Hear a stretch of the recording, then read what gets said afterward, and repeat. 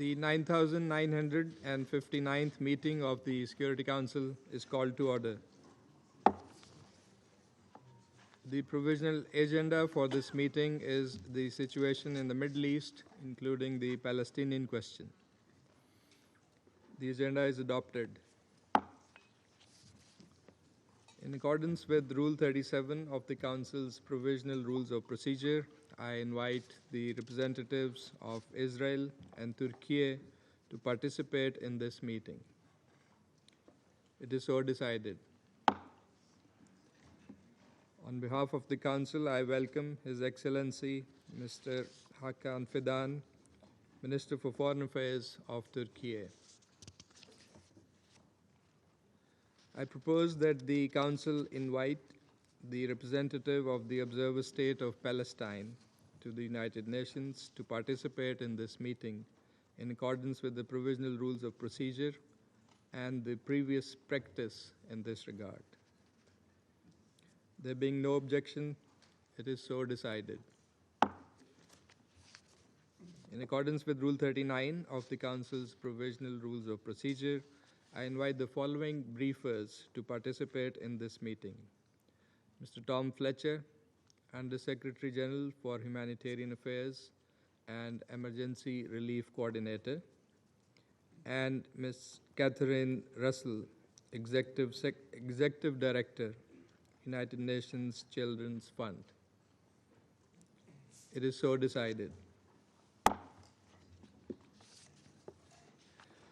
In accordance with Rule 39 of the Council's Provisional Rules of Procedure, I also invite His Excellency Mr. Stavros Lambrinidis, Head of the Delegation of the European Union to the United Nations, to participate in this meeting. It is so decided. The Security Council will now begin its consideration of Item 2 of the agenda. I now give the floor to Mr. Tom Fletcher.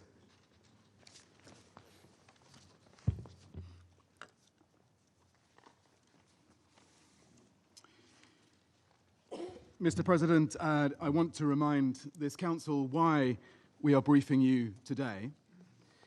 The General Assembly gave us a humanitarian mandate in Resolution 46182 and a set of principles that you as member states have asked us to uphold: humanity, impartiality, neutrality, and independence.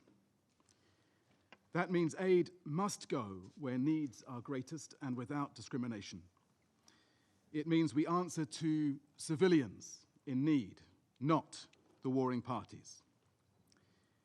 Our mandate is also to advocate for international humanitarian law, not just to report to you on what we witness, but so that you, this Council, can take action, even when those responsible would rather silence us.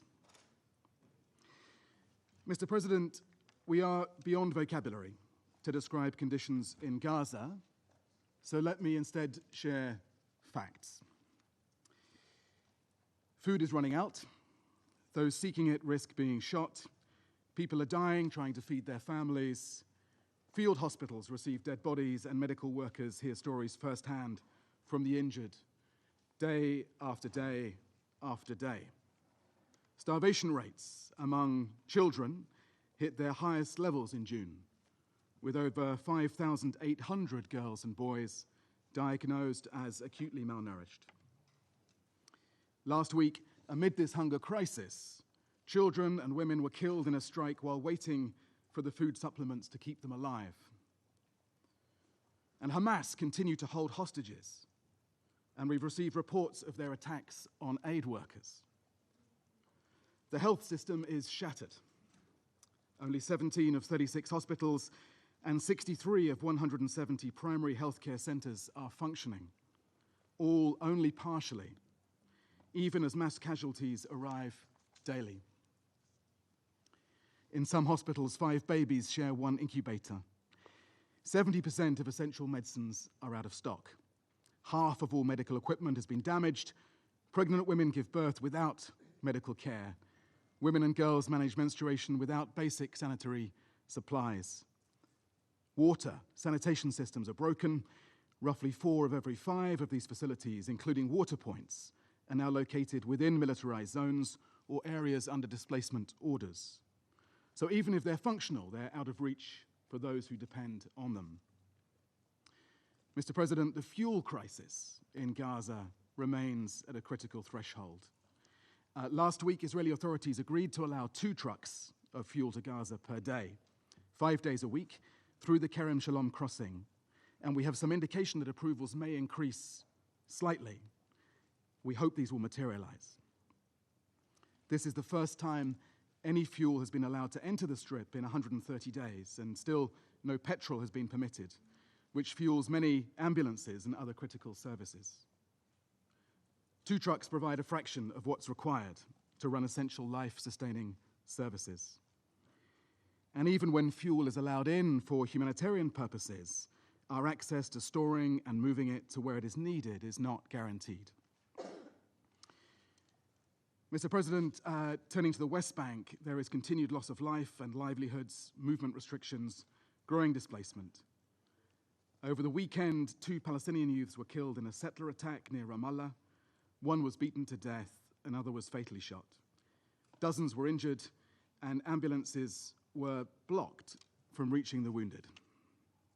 Settler violence is escalating at an alarming rate, and Palestinian communities are being displaced, injured, and their property damaged. Each day this year, the UN has documented an average of 4 incidents of settler violence against Palestinians and their property.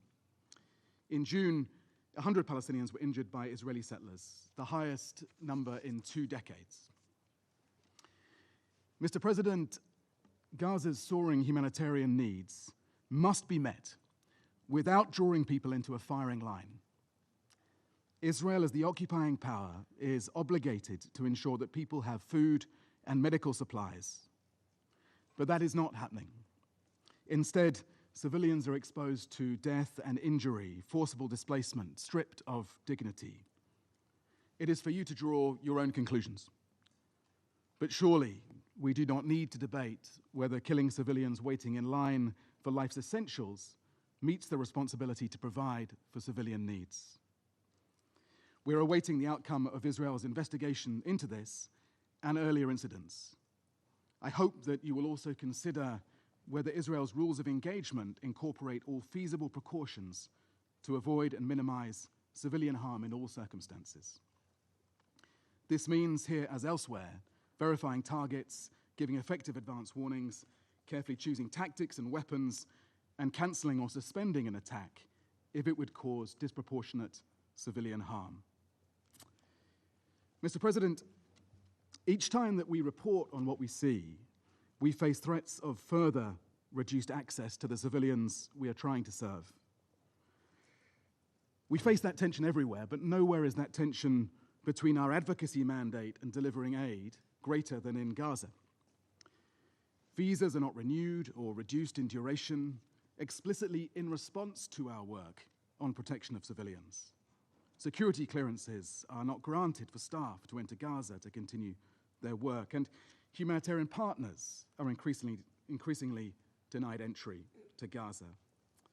In 2025, 56% of the entries denied were for emergency medical teams. Of course, as you know, hundreds of aid workers have been killed, and those who continue to work endure hunger, danger, and loss, like everyone else in the Gaza Strip. Personal tragedies continue to echo through our teams and their families. This morning, another ICRC colleague was killed. I pay tribute to them all and to the courage of the work of UNICEF and other agencies inside Gaza. Thousands, including many of our colleagues who are injured, are not able to leave to seek treatment. Mr. President, let me walk you briefly through what it takes to deliver your aid, the aid you fund, into Gaza. Something as simple as a bag of flour. Before reaching the crossing into Gaza, it must clear multiple layers of approval, including customs involving several ministries. Once approved, it is scanned, loaded onto Israeli trucks, and often re-inspected at Kerem Shalom. From there, it is either moved by pre-approved Palestinian trucks up the fence road that runs along Gaza's border, or transferred to so-called sterile trucks, which offload on the Palestinian side of the crossing and are picked up in different sized trucks from Gaza. It's why counting trucks is often misleading, because it's not always a ratio of 1 to 1. Once inside Gaza, movement requires navigating an obstacle course of coordination with Israeli forces through active hostilities, traveling on damaged roads, and often being forced to wait at holding points or pass through areas controlled by criminal gangs. And distribution is uncertain, as starving people often try to grab the flour off the back of our trucks. With these obstacles in place, your generous contribution may never reach our distribution points. And even if it does, getting it at scale to those in need remains deeply uncertain. And as I've said before, it doesn't have to be this way. We have a plan that works. It requires predictable aid of different types and at scale, entering multiple crossings where people do not come under fire, traveling on routes that we choose without long delays, being delivered to our warehouses and distribution points according to established UN aid mechanisms and humanitarian principles, the principles that you've given us the mandate to uphold.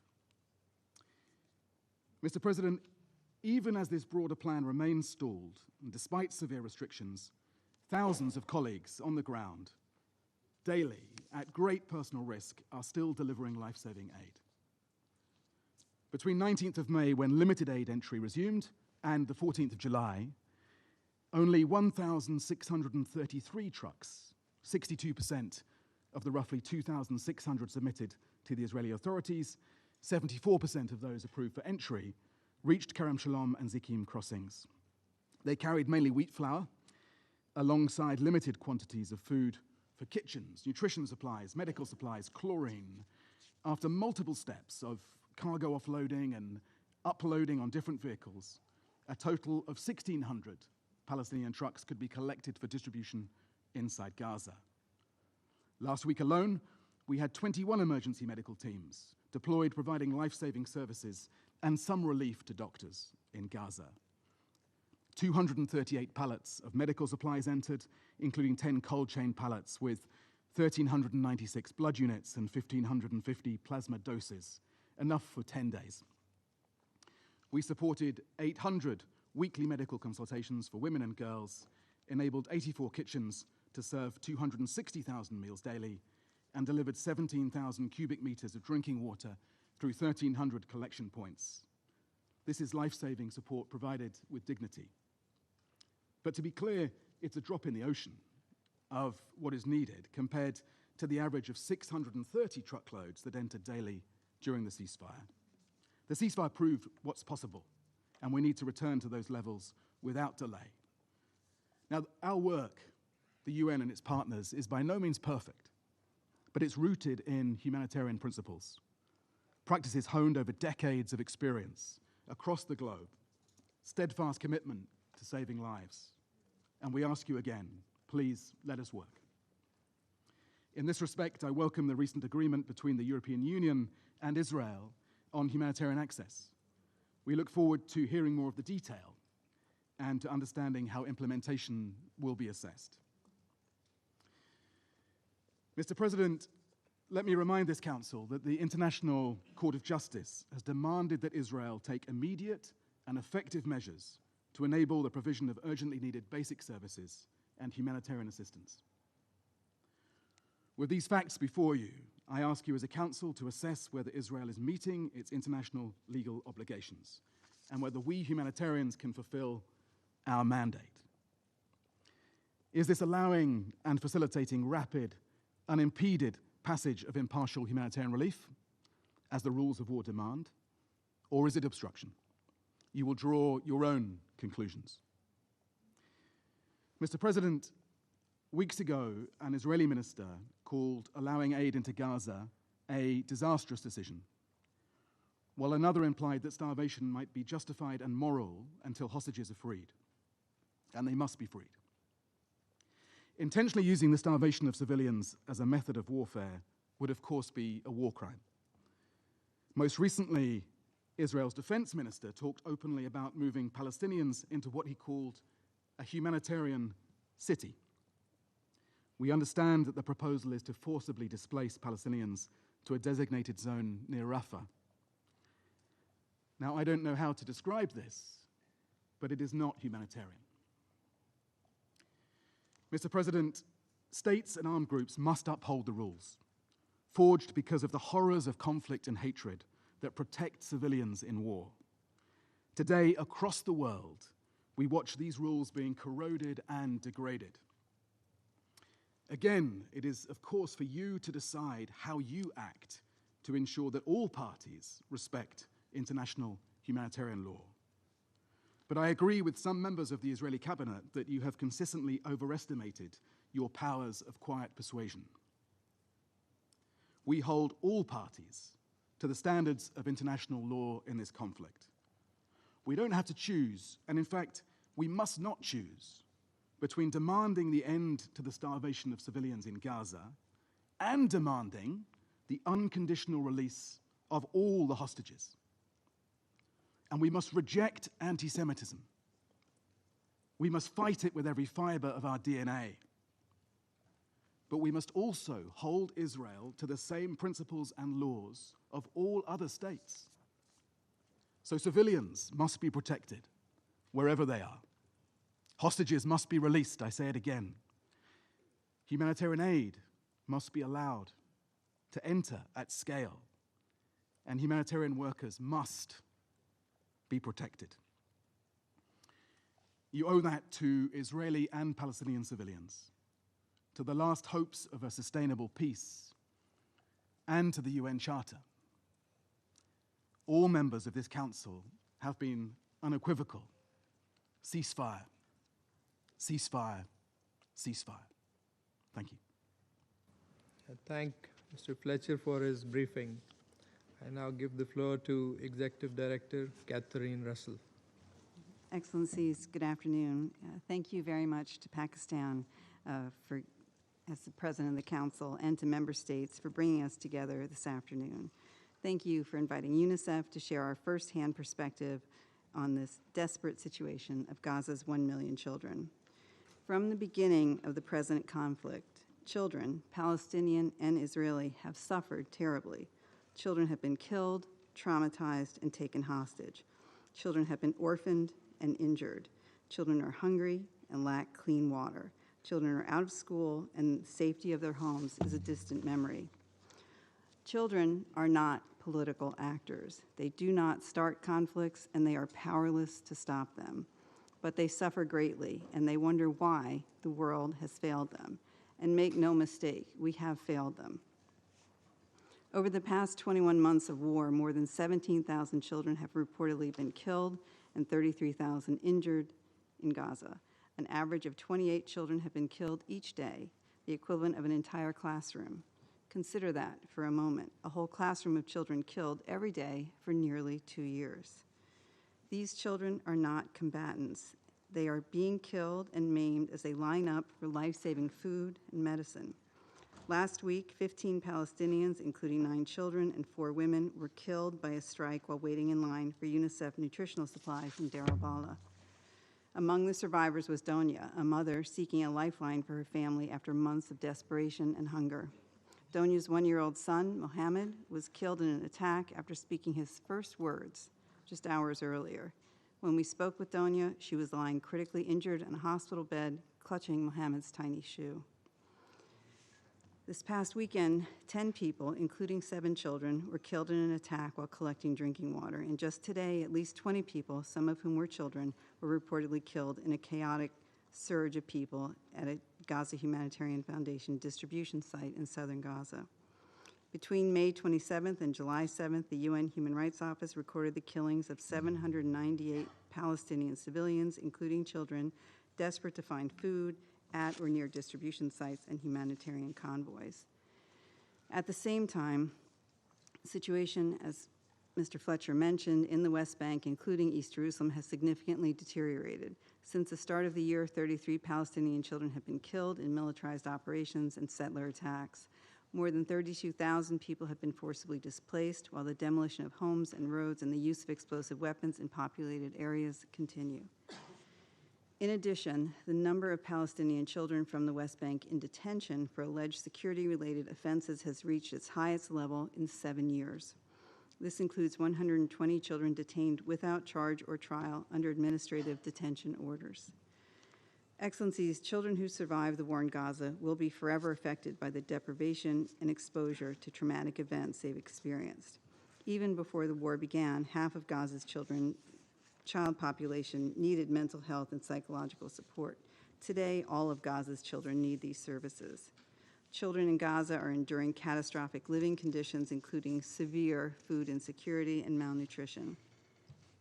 Of the more than 113,000 children screened for malnutrition in June, nearly 6,000 were found to be acutely malnourished. This represents a staggering 180% increase in acute malnutrition cases compared to February. These severely malnourished children need consistent, supervised treatment along with safe water and medical care to survive. In addition, water production capacity has plummeted, and as a result, 95% of households in Gaza do not have access to adequate water. Water pumping, desalination, and wastewater treatment are all operating at significantly reduced capacity because of the lack of fuel, and sanitation services are nearing collapse. With clean water increasingly difficult to access, children have little choice but to drink contaminated water. This is increasing the risk of disease outbreaks, with waterborne diseases now making up 44% of all healthcare consultations. We continue to see more cases of diarrheal and respiratory infection in children under the age of 5. And in recent days, our UNICEF team in Gaza have been responding to a meningitis outbreak with dozens of infants now gravely ill. Thousands of children need urgent medical support. Children with traumatic injuries and severe pre-existing medical conditions are at risk of death because the medical care they need is unavailable in the Gaza Strip. Hospitals that are still able to operate are overwhelmed, with emergency departments operating at full capacity and occupancy exceeding 100%. These facilities are facing severe shortages of essential medicine and fuel, disrupting critical care and leaving some operating rooms in the dark. Access to critical newborn care has been reduced by nearly 70%. At least 12,500 patients with severe injuries, chronic diseases, and complex medical conditions need urgent medical evacuation, including thousands of children. But only a small number of countries are taking in patients from Gaza, resulting in even more preventable deaths. Here, I would like to commend those countries, including those in the region, who are accepting patients from Gaza. Until Gaza's healthcare system has sufficient capacity, UNICEF is calling for increased support for medical evacuations, with the guarantee that all evacuated patients and their caregivers can return to Gaza following treatment and recovery. Excellencies, in mid-May, after almost 11 weeks of a complete aid blockade, authorities permitted a trickle of UN supplies to enter the Strip. It is nowhere near enough. Between May 19th and July 2nd, authorities allowed an average of 30 UN trucks per day to offload aid at designated crossings. This included UNICEF nutrition products, water treatment supplies, and vaccines. But 30 trucks a day are a fraction of what is needed for 2 million people to survive. We continue to call on the authorities to permit the entry and delivery of humanitarian aid in Gaza at sufficient speed and scale to meet the urgent needs of children and families. This includes fuel. With electricity cut off since the start of the war, all operations inside the Gaza Strip, hospital generators, ambulances, bakeries, water and sanitation facilities, and the communications network depend on fuel. A crippling fuel shortage is now forcing essential services to shut down, putting the lives of over 1 million children at risk. Fuel must be consistently allowed into Gaza in sufficient quantities to sustain life-saving operations. Excellencies, for the last several months, the UN-led humanitarian response has been sidelined, despite the fact that during the March ceasefire, we were delivering assistance in an efficient and safe manner. This included essential vaccines and neonatal care, life-saving nutrition services, and access to clean water, provided through more than 400 distribution points across Gaza. UNICEF and our partners went even further, delivering aid door to door, reaching malnourished children and pregnant mothers directly in their places of refuge. We implore you again to ensure that UNICEF and our humanitarian partners are allowed to do our jobs. We have proven that essentials like medicine, vaccines, water, food, and nutrition for babies can reach those in need wherever they are when we have appropriate access.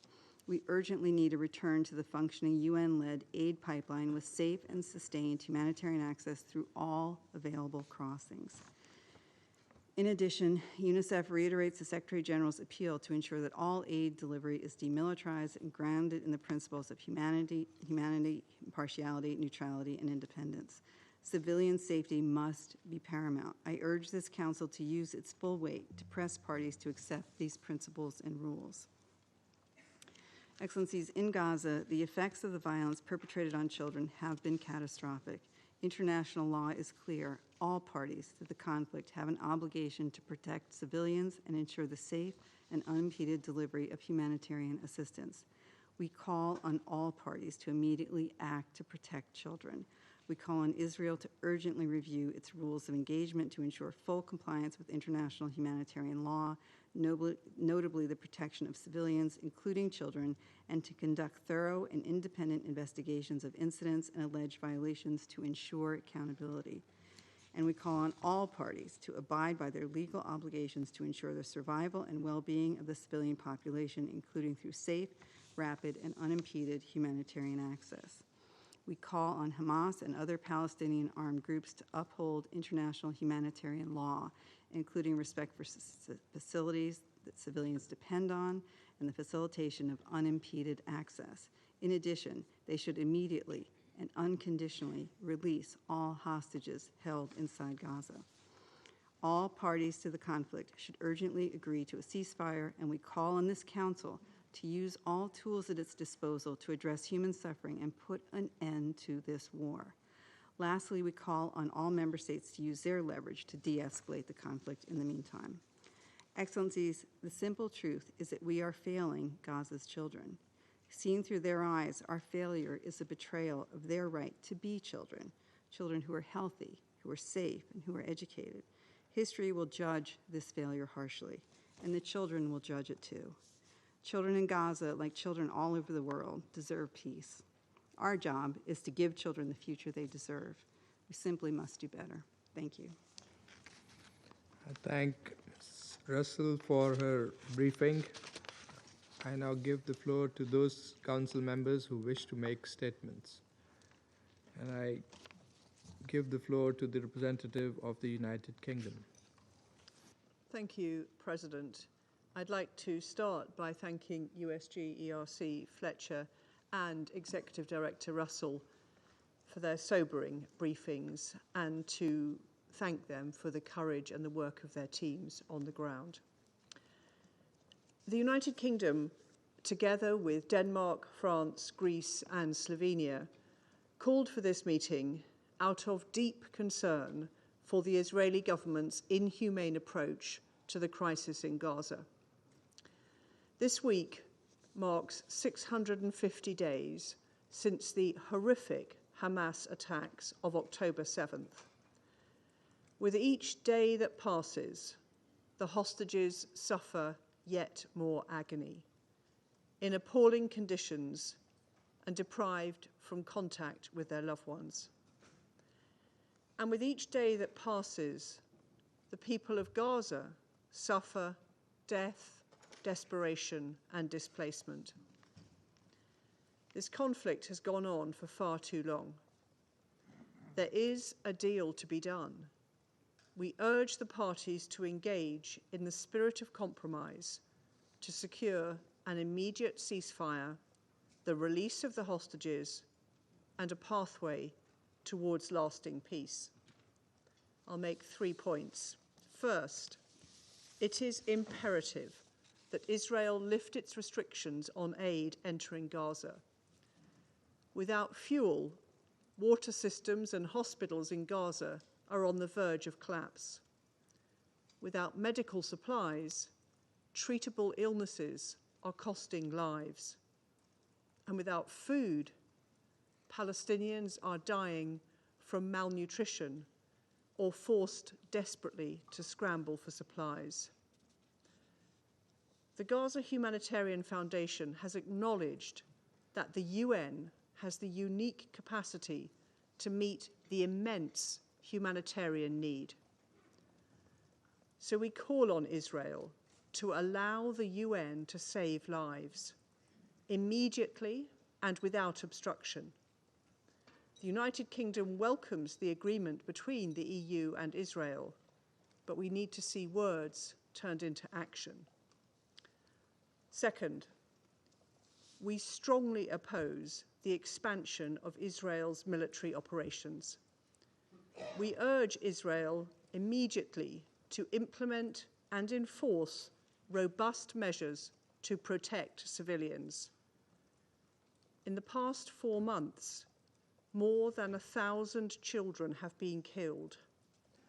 Palestinians have also been fired upon by the IDF while desperately seeking food, with 800 people killed at aid sites.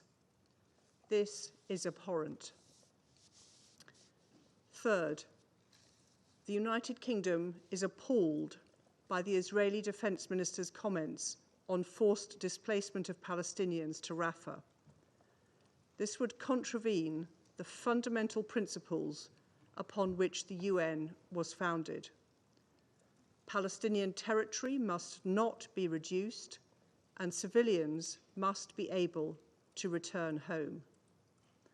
President, the path forward lies in diplomacy and compromise to deliver lasting peace for Israelis and Palestinians alike. We commend the leadership of France and the Kingdom of Saudi Arabia in co-chairing the upcoming conference on a two-state solution, which offers us a crucial opportunity to advance this goal.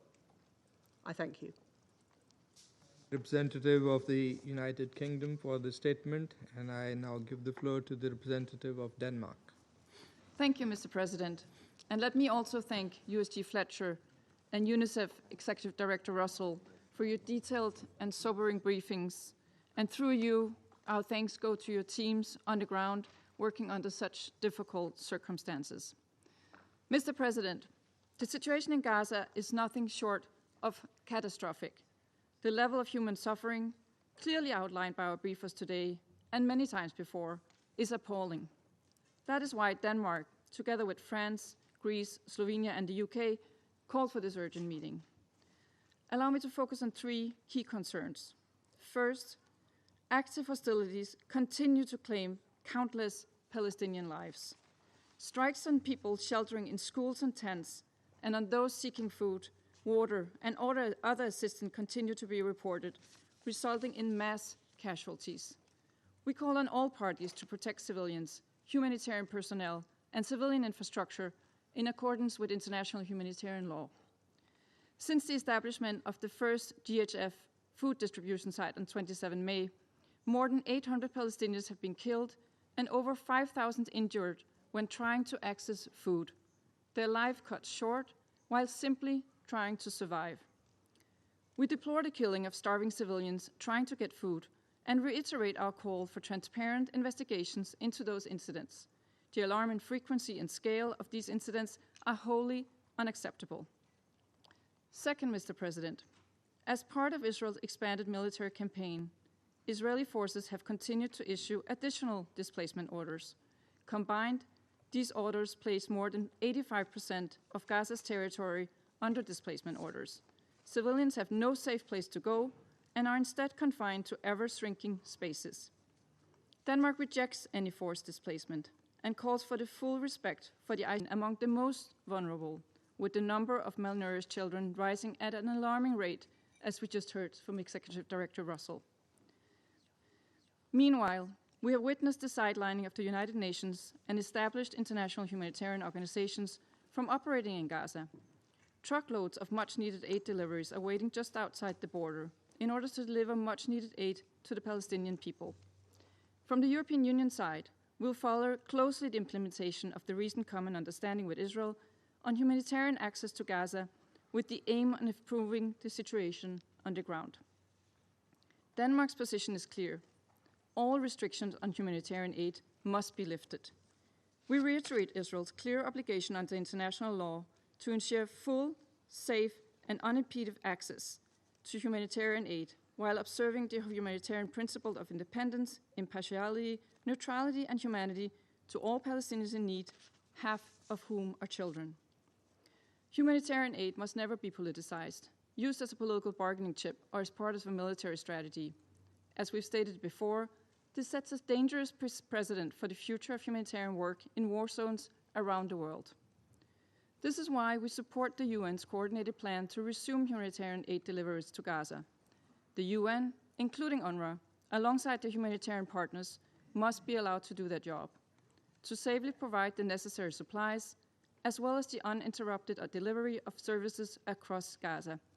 As USG Fletcher said, it doesn't have to be like that.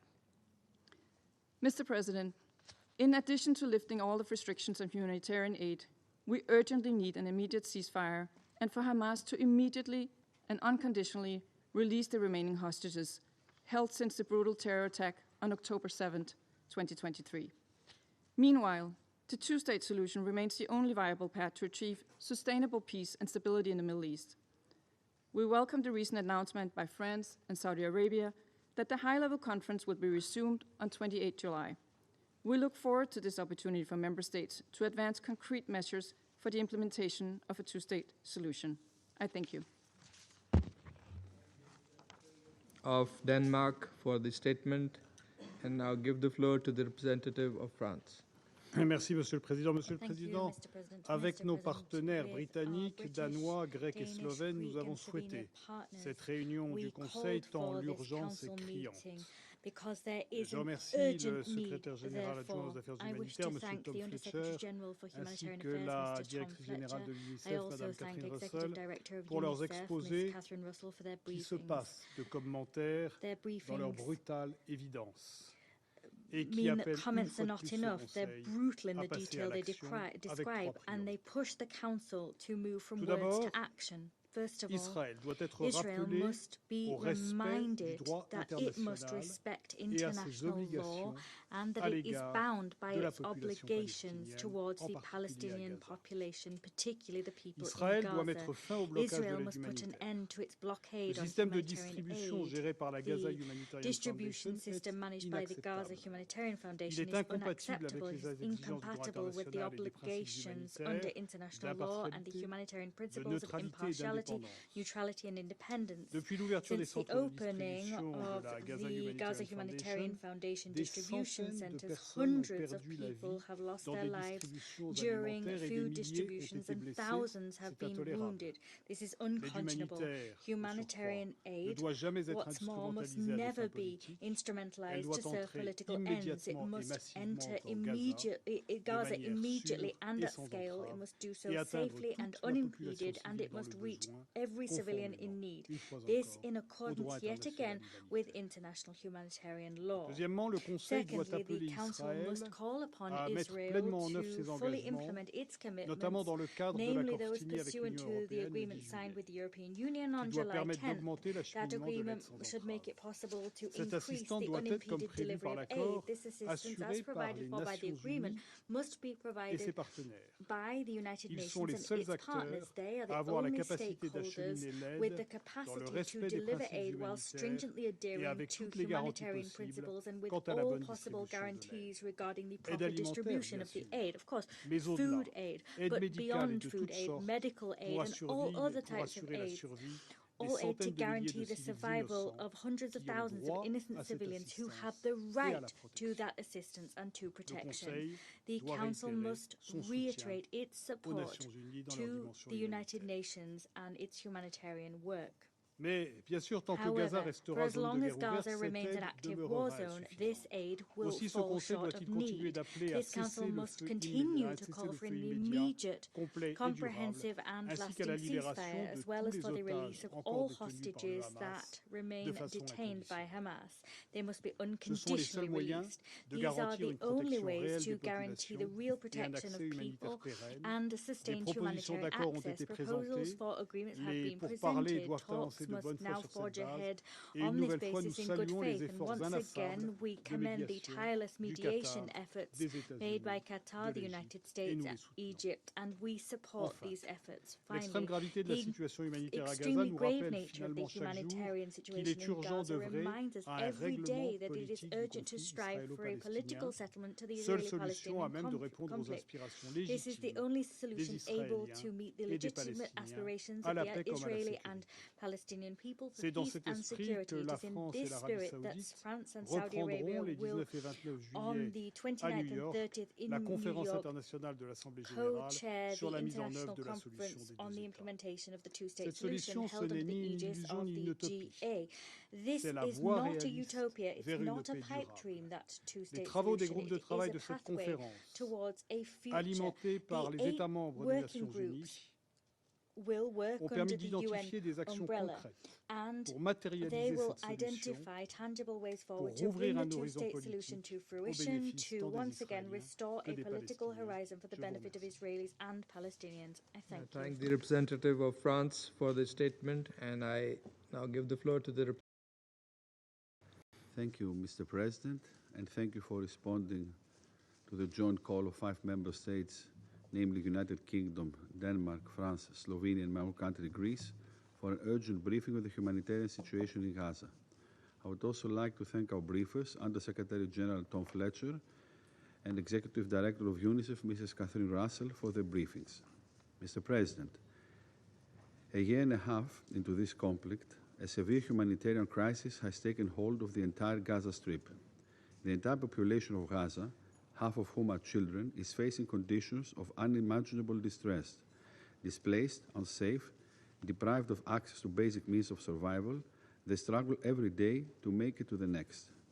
We continue to urge Israel to allow and facilitate the safe, unconditional, massive, and unhindered delivery of humanitarian aid at scale, and to restore full access to electricity and water. The population in need must be given safe access to humanitarian aid and care, while the safety and security of humanitarian workers must be respected. Humanitarian aid must never be politicized or used as a means of pressure. We repeat our position that any humanitarian plan must adhere to the core principles of international humanitarian law, cover all parts of Gaza, and support the existing humanitarian operation within the Strip. It is clear that Israeli GHF plan falls short of that and has led to increased fatalities. There is, however, a glimmer of hope. We welcome the agreement reached between Israel and the European Union on scaling up humanitarian aid to the people in Gaza.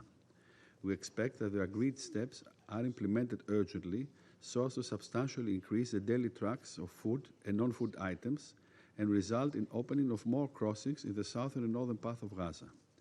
It is beyond doubt that this goal cannot be achieved without the valuable expertise of the UN, and UNRWA's role remains pivotal and indispensable. At the same time, the development highlights the need for constructive engagement with Israel. Furthermore, as High Representative of the European Union, Ms. Kallas, has stated, all measures should be taken to ensure that the increased humanitarian aid benefits directly the Gazan population and it is not diverted by Hamas.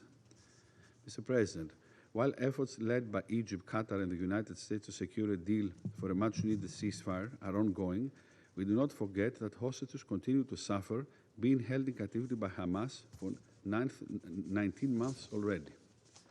Having repeatedly condemned the October 7 terrorist attacks and the ongoing detention and inhumane treatment of hostages, we reiterate our demand for the immediate and unconditional release, and we deplore the refusal of Hamas to hand them over.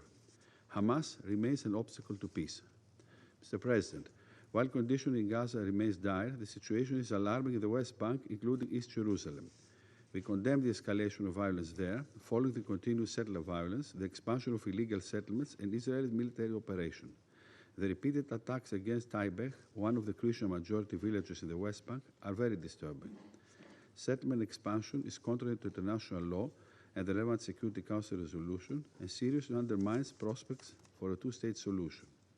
We look forward to the upcoming conference under the co-chairmanship of France and Saudi Arabia to be resumed later this month, so as to bring new impetus to the political process, given that the Palestinian issue remains central for regional as well as world security stability.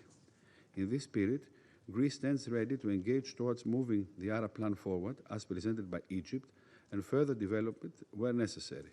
It is a constructive proposal for planning the day after in Gaza, where an empowered and reformed Palestinian Authority will be capable of exerting effective governments in Gaza and the West Bank without any government or security role for Hamas and without any forced displacement for the Palestinians. Mr. President, in closing, let me stress that there is no military solution for Gaza. All sides must now harness the necessary political courage to agree to a ceasefire and end the war and pave the way for a political process towards two states living side by side in peace and security. I thank you. Thanking the representative of Greece for the statement, I now give the floor to the representative of Slovenia. Thank you, Mr. President. And I want to thank Undersecretary General Fletcher and Director General Russell for sharing information on the situation on the ground. And we bow our heads to the humanitarian workers who are risking and ultimately sacrificing their lives for civilians in Gaza.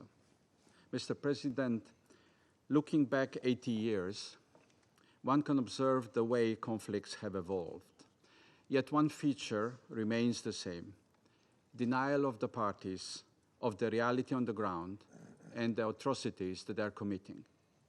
However, the day of admission eventually comes, many times too late. 30 years ago, very close to my home country, we heard statements that there were practically no civilian victims, how the people were well nourished, how one side acted in self-defense. We saw a UN entity treated as an enemy. We also saw people being pushed into so-called safe zones and then targeted indiscriminately. The day came, too late for too many. Colleagues, the day will eventually come in Gaza. Is it going to be too late again?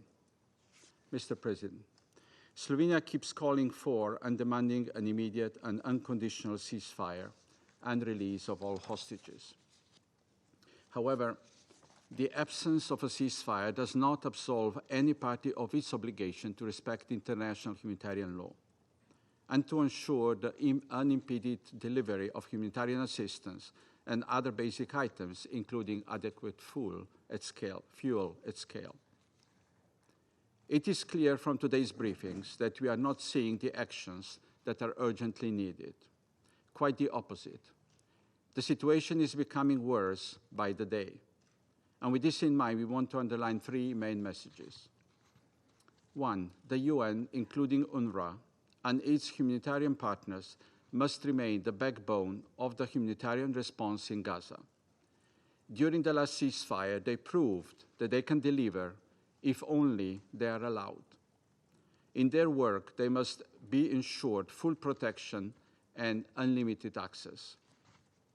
Two, while we welcome the efforts of different players to conduct negotiations, we emphasize once again Israel's obligations under international law are clear. International law, including international humanitarian law, must be respected. This is non-negotiable. Three, humanitarian action, including aid delivery, must be based on the established principles of humanity, neutrality, impartiality, and independence.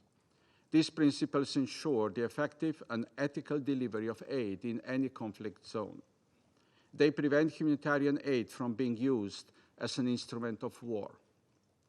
Tragic incidents in Gaza near GHF sites remind us that there are no blurred lines with regard to the respect of international humanitarian law. Either you respect it or you don't. While the humanitarian situation is only getting worse, the military offensive continues relentlessly. The suffering of civilians in Gaza and hostages still in captivity persists. statements and plans on further forced displacement are still looming. Instead of playing and learning, the daily life of children in Gaza is marked by displacement, malnourishment, and perpetual trauma. What we need urgently is a ceasefire in Gaza. We need political will to end this war and political will to build peace. Instead, we are witnessing sanctions on representatives of international bodies and mechanisms solely for carrying out the work the UN has mandated them to do. We take this opportunity to thank those working to ensure accountability for violations taking place on both sides of the conflict. Mr. President, we are appalled by the civilian killings in Gaza, killings for which we never receive any indication of the state of investigations, let alone their results. Today, civilians are being killed while waiting for water. Starving children are being killed while waiting for food. Humanitarian workers are being killed while saving people in Gaza. As we continue to witness all of this, I'm afraid what might no longer be possible to salvage, colleagues, is our collective dignity, and the day will come. Thank you. I thank the representative of Slovenia for the statement, and I now give the floor to the representative of the Russian Federation. Господин председатель, Mr. President. благодарим заместителя генерального The секретаря ООН по Undersecretary гуманитарным General for вопросам Тома Флетчера Humanitarian и Affairs Tom исполнительного Fletcher директора ЮНИСЕФ and the Кэтрин Executive Рассел Director of UNICEF, за Catherine Russell. We брифинги, thank them for their раскрывающие briefings, масштаб which showed продолжающейся us в the секторе true Газа трагедии scale мирного of the палестинского tragedy населения. of Palestinian civilians continuing in Изо Gaza. дня в день Day in, day гуманитарная out, ситуация в we are секторе seeing the бьет humanitarian новые situation there, which is антирекорды. plumbing new and new depths. Население анклава живет в People in the условиях Strip полномасштабной are гуманитарной living under катастрофы, conditions of сталкиваются с full-scale humanitarian немыслимыми disaster, and they are лишениями facing и голодом, от которого unfathomable умирают hardship взрослые and и hunger, дети. which kills the adults and children. При этом, несмотря At на the same активные time, усилия despite гуманитарных by the агентств efforts и их by the практически humanitarian единогласную agencies поддержку and со basically стороны членов unanimous Совета, support from the Security гуманитарная Council, the помощь, от которой humanitarian вынуждены assistance, зависеть, по which сути, is все жители something that анклава, essentially all people in the поступает в Strip крайне depend, ограниченных объемах, is arriving in явно highly restricted несопоставимых amounts, с and масштабом which are бедствия. clearly not commensurate with the scale of the disaster. Ситуация The стремительно situation is ухудшается на worsening фоне критического quickly дефицита while there's a топлива, critical необходимого для shortage of функционирования fuel, which базовой is needed инфраструктуры. for the functioning of the Без basic него может infrastructure. быть Without полностью fuel, what could парализована happen is a работа complete больниц, paralysis of систем the hospitals, водоснабжения и water пунктов supply питания, systems, and food что ставит distribution под centers, угрозу and that жизни сотен threatens тысяч the мирных lives жителей. of hundreds of thousands of civilians. Особую тревогу We are вызывают сообщения particularly о возможной worried by остановке the news that there is a водоопреснительных possible установок. stoppage of the water Недопустимо, чтобы desalination жители facilities. Газа, в It's первую unacceptable очередь to have the дети, people in Gaza, остались без children доступа first and к foremost, питьевой воде. that they are left without access to drinking Коллапс water. системы The водоснабжения collapse of the может water также supply повлечь system can вспышки also lead инфекционных to the заболеваний, outbreak of еще infectious более diseases, усугубив which would further гуманитарную ситуацию. compound the humanitarian situation. Господин председатель, President, продолжающиеся The наземные continued операции ground Сахар и operations by the обстрелы IDF and the по всей artillery территории shelling сектора throughout the Газа territory of the Gaza Strip создают поистине create невыносимые truly условия для impossible выживания conditions, мирного impossible населения. for the survival of Мы civilians. решительно We осуждаем firmly атаки, в condemn результате these которых attacks, гибнут as a и result of получают which ранения civilians are гражданские лица. killed and wounded. Особенно We are тревожит устойчивый и particularly все более worried by the отчетливый характер consistent ударов and clear Palestine, pattern of strikes где люди against those собираются в areas where поисках people пропитания, congregate looking в том for числе у food, распределительных центров. including near food distribution centers. По данным Офиса According Верховного to the комиссара data по from the правам Office of the High человека, не Commissioner for менее Human Rights, no 798 fewer than палестинцев погибли в 798 анклаве при Palestinians попытках died in the получения enclave гуманитарной as they were помощи с trying to конца мая obtain сего года. humanitarian assistance, and this is since the end of May С this year. особым беспокойством We're отмечаем particularly большое concerned by количество a жертв huge вблизи number центров, of связанных с victims near гуманитарным those фондом для centers which Газа, are under механизм, the который, Gaza как многие из Humanitarian нас Foundation, and this предупреждали is a в этом mechanism, зале, as many of us had warned вместо in решения this chamber, гуманитарных задач instead of solving становится символом humanitarian унижения tasks, has человеческого become a достоинства symbol of и угрозой для жизни тех, кто humiliation нуждается в of помощи. human dignity, and is life-threatening for those who Сотни need such погибших в assistance. попытке получить Hundreds помощь of people палестинцев who died when they were мрачное trying to свидетельство obtain этого. assistance is a grim testimony of Работа this этого fact. механизма опасна для The получателей work of this помощи в mechanism морально is неприемлема. dangerous for the beneficiaries and is morally unacceptable. We are convinced the UN Secretariat took the only right and responsible decision when they decided not to participate in this punishment, essentially, scheme under the guise of humanitarian operation. Let me recall here that very recently more than 200 NGOs launched a joint appeal to stop the work of this violent militarized mechanism, where Palestinians are faced with an impossible choice to decide whether they will die of hunger or while they're queuing up for their food ration. Unfortunately, despite all of this, Israel and the United States continue considering this mechanism effective, and they're bragging about the millions of numbers of meals that are supposedly have been passed on to the civilians and not Hamas. These statements are dubious at least and are not supported by the real situation in the Strip. One thing is clear here. If Israel assisted and not obstructed the humanitarian assistance supplies through the UN, then we would have at least a faint glimmer of hope that the humanitarian crisis would ease.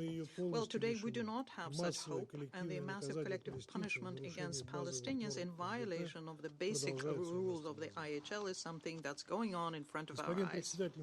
Mr. President, we are shaken by the recent strikes against people in Deir el-Balah, who were trying to obtain humanitarian assistance from UNICEF. As a result of this attack, tens of people were wounded and killed. This includes 9 Palestinian children. On the 13th of July, in the Nusayrat camp, according to UN data, 7 more children were killed as they were queuing up for water near a humanitarian distribution center. These tragedies have become a frightful everyday occurrence, and we firmly condemn the killing of innocent civilians who were only trying to obtain the assistance that they vitally need.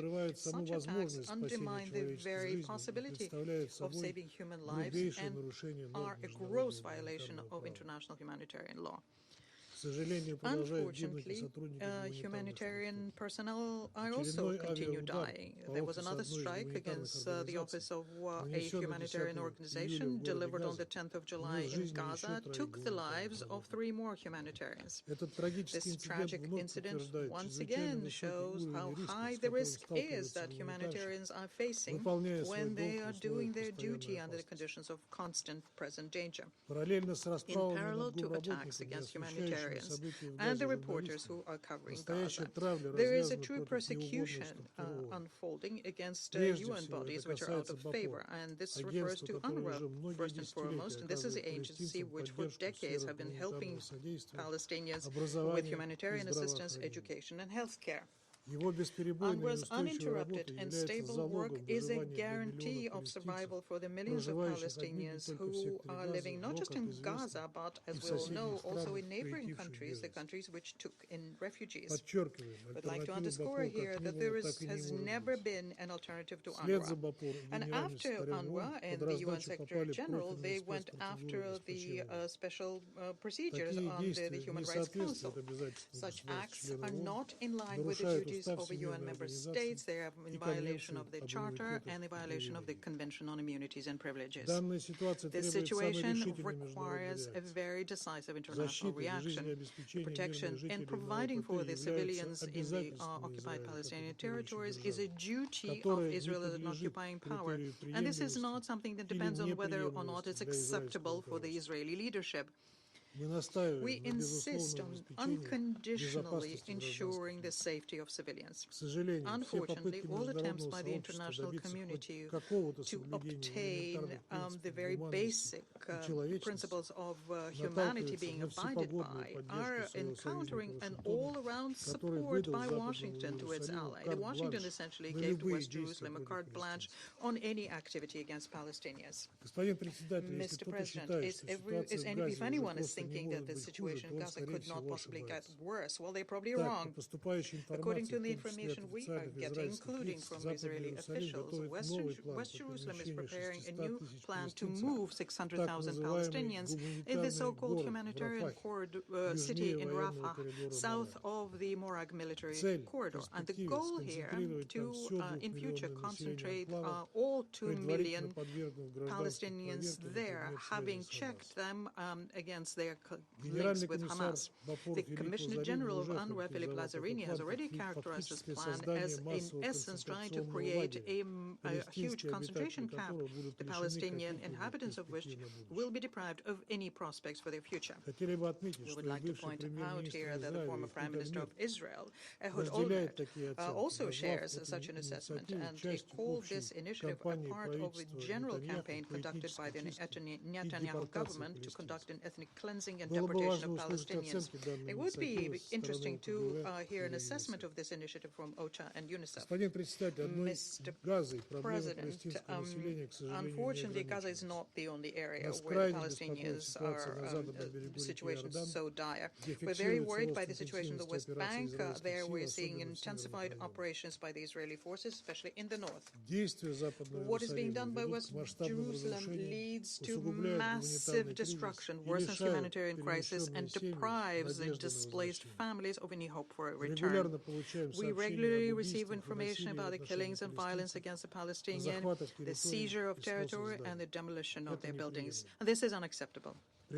We call on Israel to immediately stop the violence in the occupied Palestinian territory, to ensure that the people are protected and the humanitarian assistance to civilians is not impeded. They need this now more than ever.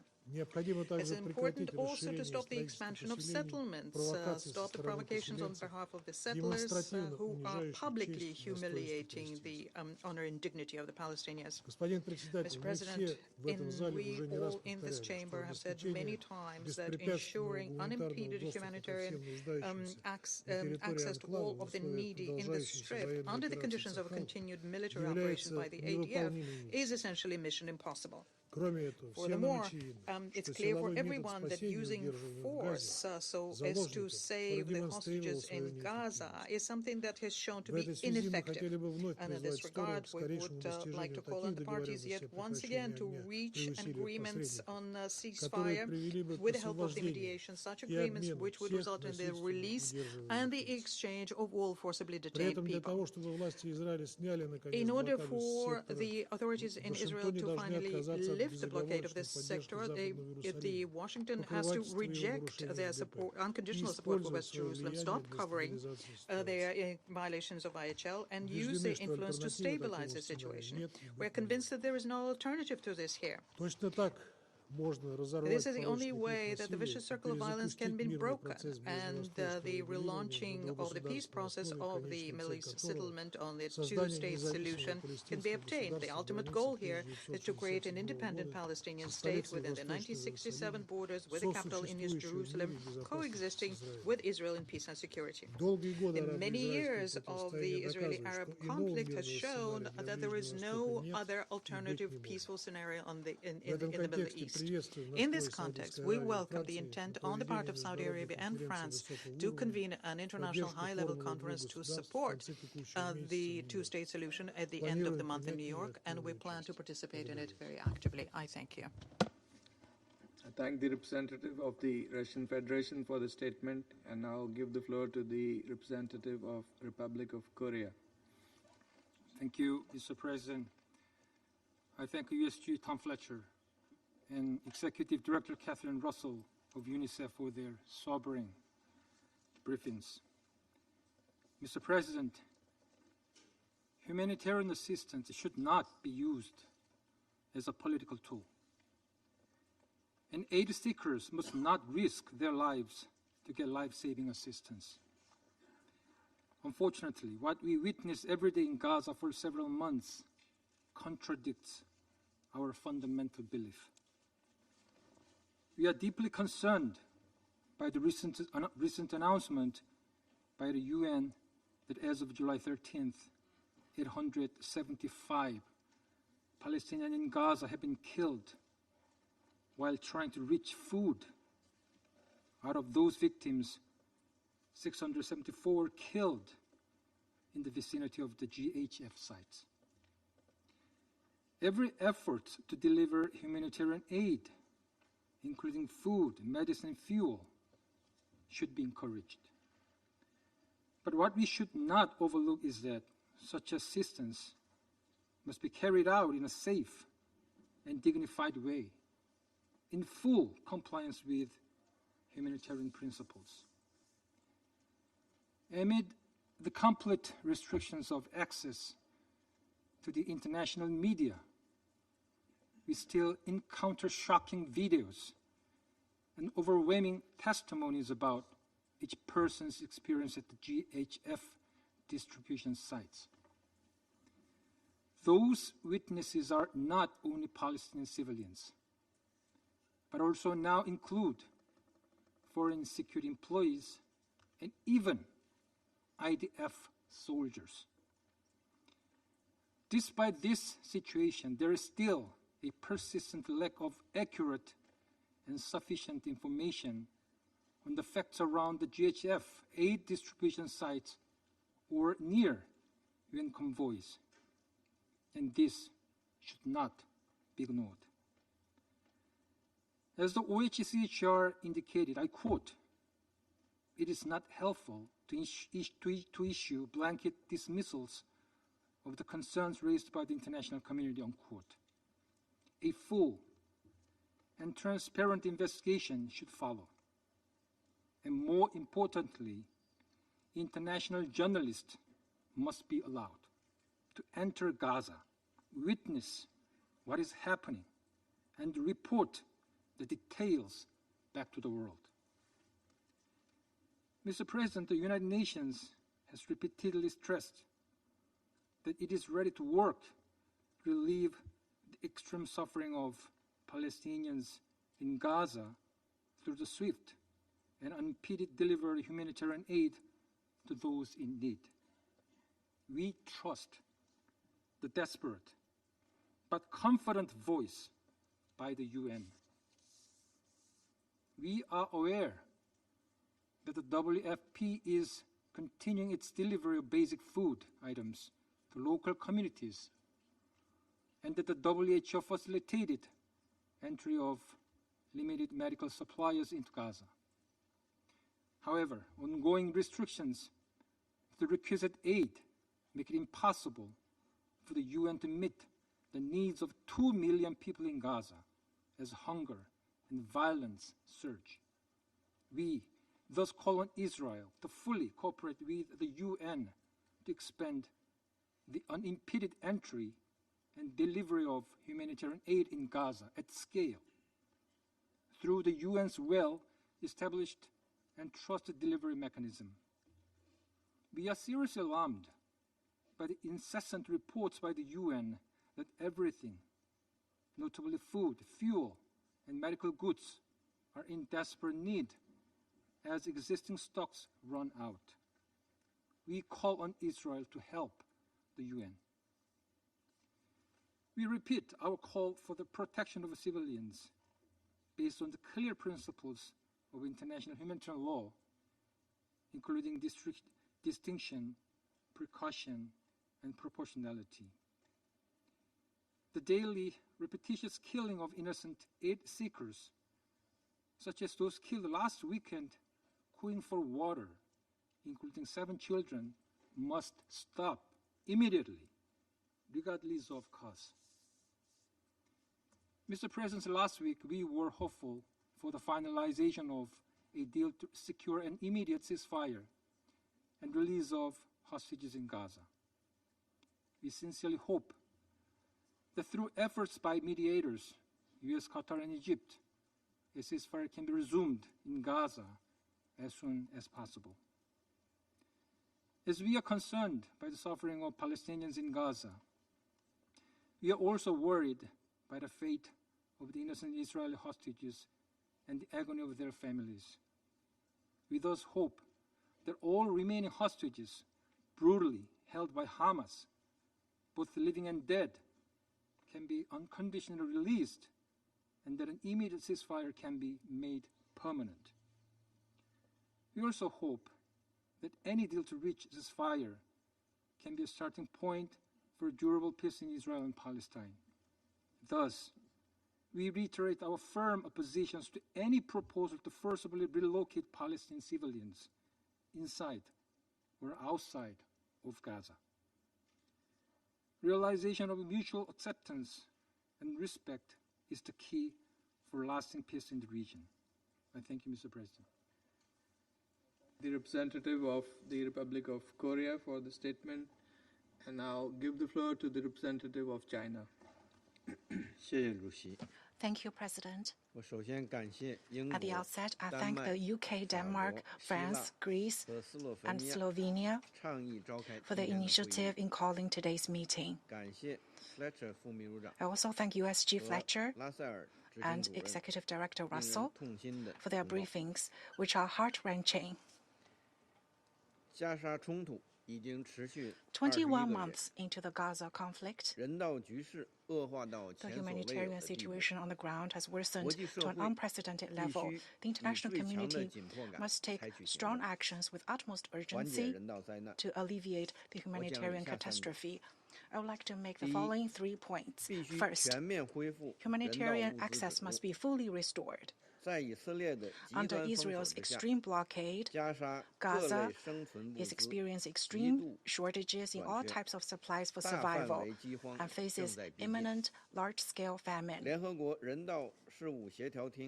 9 humanitarian agencies, including OCHA and WFP, have all warned that the fuel crisis in Gaza is so severe that all humanitarian operations are at risk of being halted.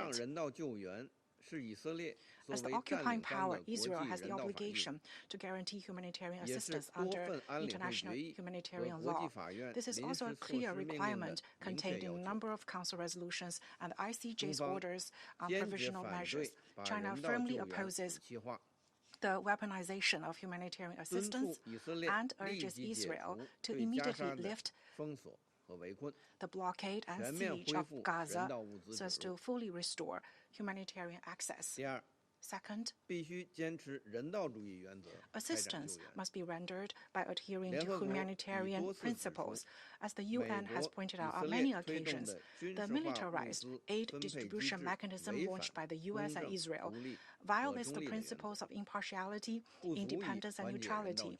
Not only is this mechanism not sufficient to ease the humanitarian situation, but it has repeatedly caused heavy civilian casualties. The use of force by the Israeli army against civilians seeking assistance in Gaza has resulted in more than 600 deaths and over 5,000 injuries.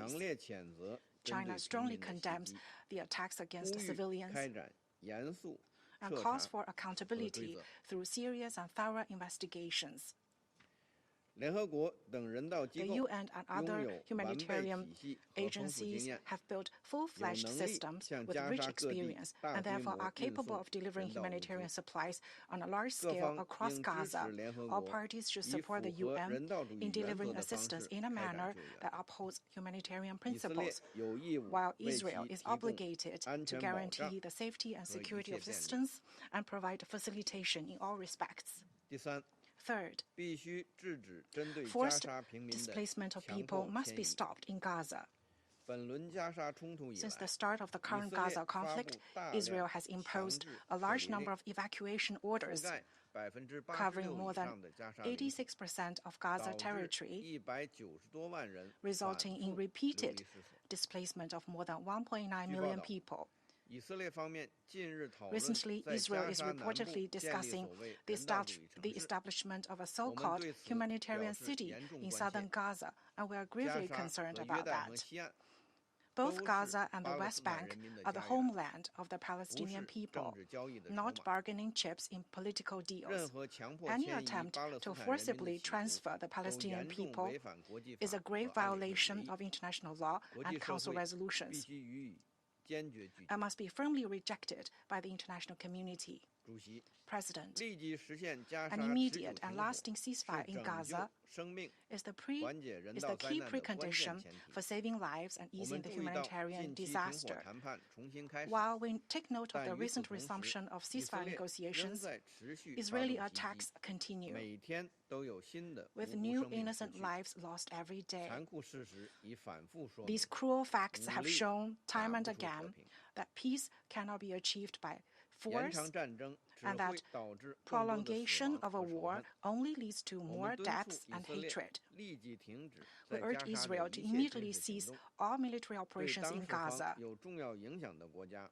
Countries with significant influence over the parties should act in an impartial and responsible manner and take strong and effective actions to promote a ceasefire. The implementation of the two-state solution is the only viable way to resolve the question of Palestine. We welcome the high-level conference on the implementation of the two-state solution to be held at the end of this month and hope that it will give strong impetus to the political process of advancing the two-state solution. China will continue to work with the international community towards quelling the flames of war in Gaza, easing the humanitarian disaster, implementing the two-state solution, and ultimately realizing a comprehensive, just, and lasting settlement of the Palestinian question. Thank you. I thank the representative of China for the statement, and now give the floor to the representative of Panama. Gracias. Thank you, Presidente. Mr. President. Panama le agradece la convocatoria for convening de esta sesión this informativa. briefing. Así como We also agradece a las delegaciones thank de the Dinamarca, delegations of Denmark, Eslovenia, Slovenia, Francia, France, Grecia Greece, y Reino Unido and the United por la Kingdom atinada iniciativa de for solicitarla. their timely initiative Expresamos también of convening, nuestro reconocimiento calling for al this señor briefing. Tom We Fletcher, also extend our secretario gratitude to general Mr. Tom adjunto de Fletcher, OCHA, Under y a la Secretary señora General for Catherine Humanitarian Russell, Affairs, and Ms. directora Catherine ejecutiva de Russell, UNICEF, Executive por Director of sus UNICEF. sombríos We thank them informes. both for their somber Saludamos igualmente a la reports. presencia We de las also delegaciones de Israel, welcome the Turquía, delegations of Israel, el Estado Turkey, Observador de the Observer Palestina State of y la Palestine, representación de la and Unión the Europea. European Union. Señor Presidente, Mr. President, mientras we intervenimos en are esta sala taking the floor con in this acceso chamber inmediato with e immediate, irrestricto unfettered al agua access limpia, to clean water, esta que clean refresca water that la cools garganta our throat después y durante el after and pronunciamiento de while discursos we issue en los que statements clamamos which por la paz call for mientras peace, relatamos whilst at the las same crueldades de la time guerra. they see us recount No the puedo horrors dejar of de war. pensar en una imagen As I speak que here, aunque la I cannot conocemos help but y think of an describimos en image nuestras which we might be intervenciones, aware of and which we might resulta even difícil describe in our captar statements. en However, toda it's su an image which crudeza is difficult to desde estos capture espacios de in toma its de fully decisiones, pixelated horror donde el in debate these diplomático decision-making fora. convive Here, con la diplomatic distancia debate emocional sits de las alongside the realidades de emotional la distance we población have civil from the gazatí. realities of Gazan civilians. Una imagen que trasciende An estadísticas image e which informes. transcends statistics and Una madre reports. palestina It bajo is el an sol image of a abrasador de julio, Palestinian mother under the caminando entre blistering July escombros, heat, con un walking bidón among the vacío, rubble with an esperando en empty algún drum, punto de hoping that distribución at some llenar apenas distribution 2 site she botellas will de be agua para able to sus fill up hijos, 2 measly con el bottles of temor water for her silencioso children. She de does que le so ocurra harboring the lo silent mismo que fear a that otros she will niños meet the same que fate murieron as that alcanzados of por una other bomba children who mientras were hacían killed by a exactamente bomb eso. while they were doing El exactly contraste what she will es do. cruel, The contrast pero is real. a stark but a real Porque en one, Gaza, because in el Gaza, agua no water refresca neither ni refreshes hidrata. nor hydrates. Su falta Its absence desespera sows despair, y su ausencia and its absence no es is no accidental. accident.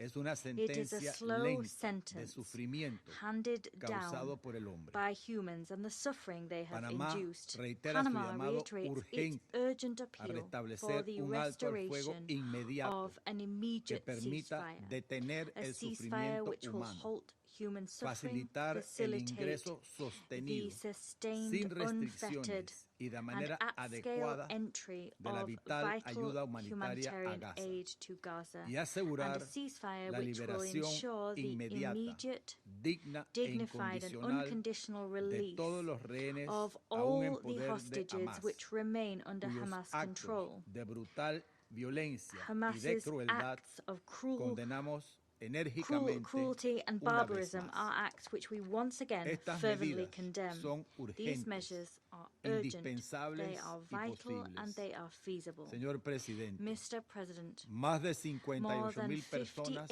han 58,000 muerto en people Gaza have died in y al Gaza, menos and at least 138,000 han 138,000 resultado have heridas been en estos wounded in 21 these meses de 21 guerra. months of war. Más de More than 1.9 millones 1.9 han sido million have been desplazadas, displaced, muchas de ellas many en más de una more than ocasión. once.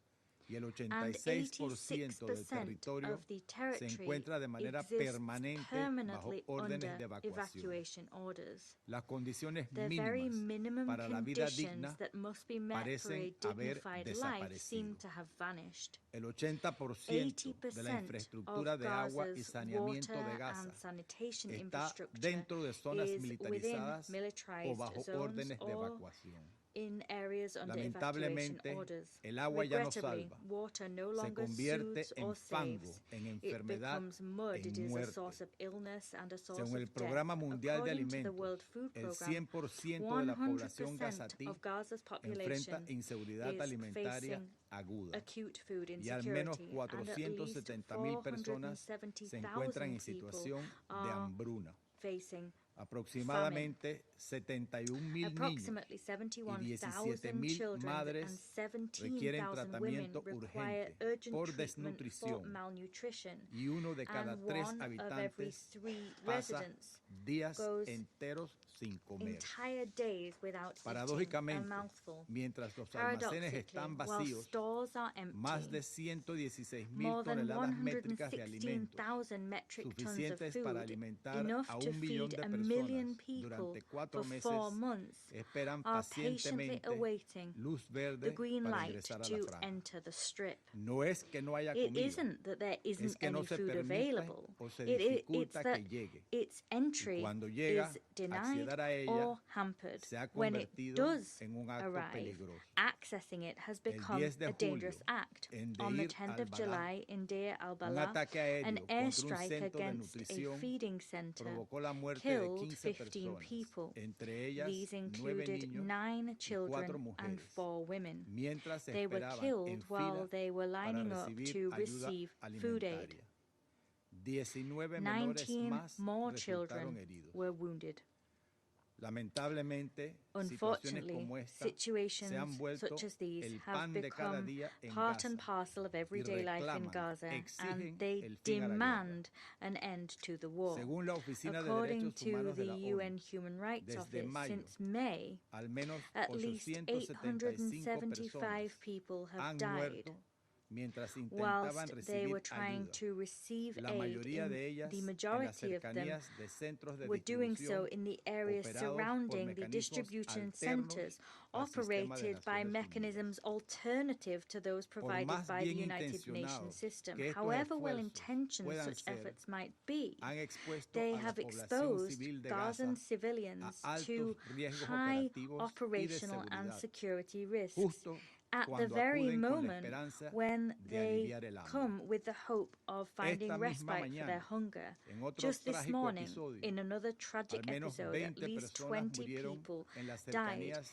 de un close punto de to a distribución, distribution site producto de following una estampida a stampede desencadenada por un unleashed by supuesto an alleged incidente, incident. lo cual subraya That una vez once más again la underscores the fragilidad y el fragile peligro para la nature población civil que of representan these estos alternative mecanismos mechanisms and the risks they pose Lo to the anterior civilian evidencia population. que The además de aforementioned inseguros, makes it patently han clear that in demostrado addition ser to being unsafe, insuficientes, these alternative ineficaces mechanisms have y en proven algunos casos insufficient, incluso ineffective, and in some cases contraproducentes. even counterproductive. El futuro de la The población future en of Gaza Gaza's no people puede seguir por la cannot senda de la remain muerte, one el of hambre, death, la sed y el hunger, thirst, desplazamiento and perpetuo. perpetual displacement. Panamá reafirma su Panama respaldo a reaffirms las its agencias de las support Naciones for the Unidas United que han Nations demostrado tener agencies. la capacidad They have operativa, proven to have incluso the en las operational condiciones más capacity extremas. necessary even under the most Por extreme ello, conditions. insistimos Consequently, que todo we esfuerzo insist that humanitario all debe humanitarian efforts fortalecer must y no strengthen sustituir and ni not reemplazar replace los mecanismos or establecidos. substitute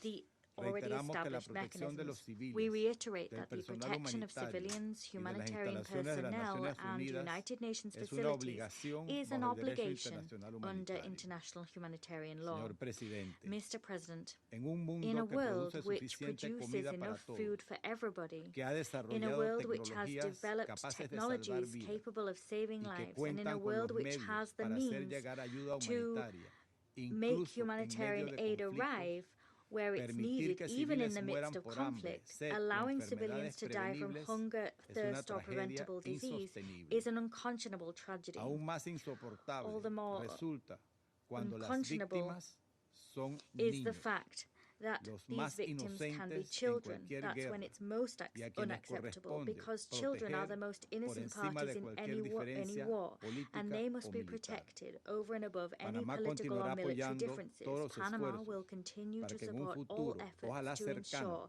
that a in a través de future, decisiones hopefully y in a acciones near future, valientes, through devuelvan a brave israelíes y decisions and palestinos actions, la posibilidad de manage vivir to en return paz, to the Israeli seguridad and the y Palestinian dignidad. people the Muchas possibility of gracias. living in peace, security, and dignity. Thank you. Thank the representative of Panama for the statement, and now give the floor to the representative of Somalia.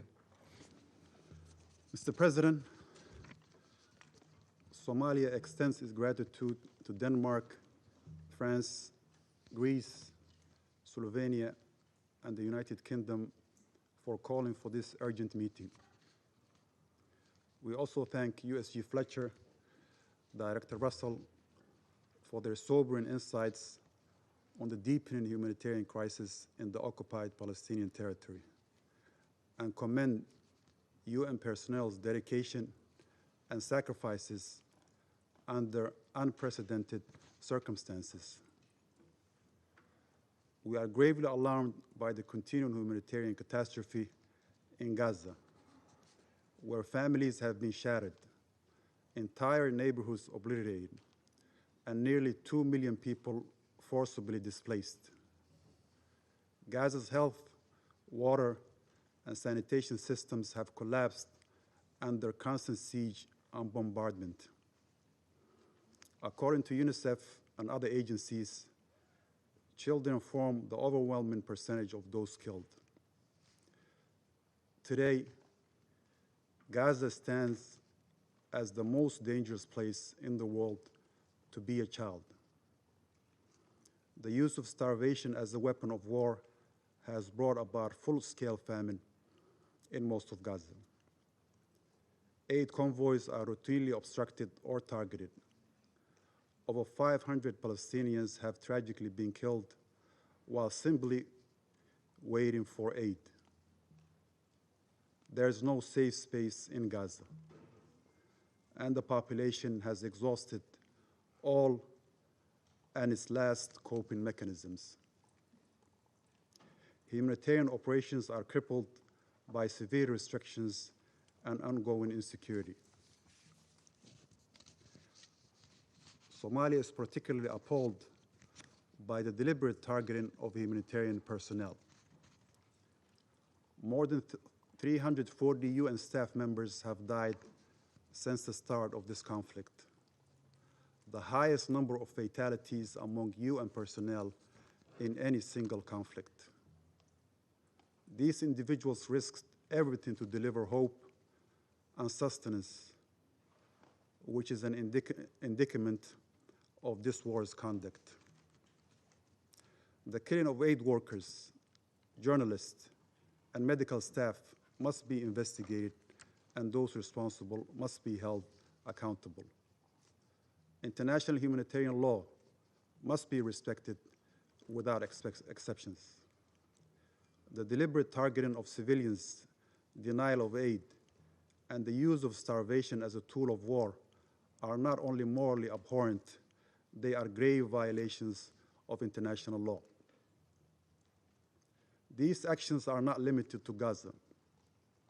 In the occupied West Bank, daily violations by Israeli forces and settlers, including arbitrary killings, home demolitions, and the expansion of illegal settlements, have led to more than 949 Palestinians killed since October 7th, including over 200 children.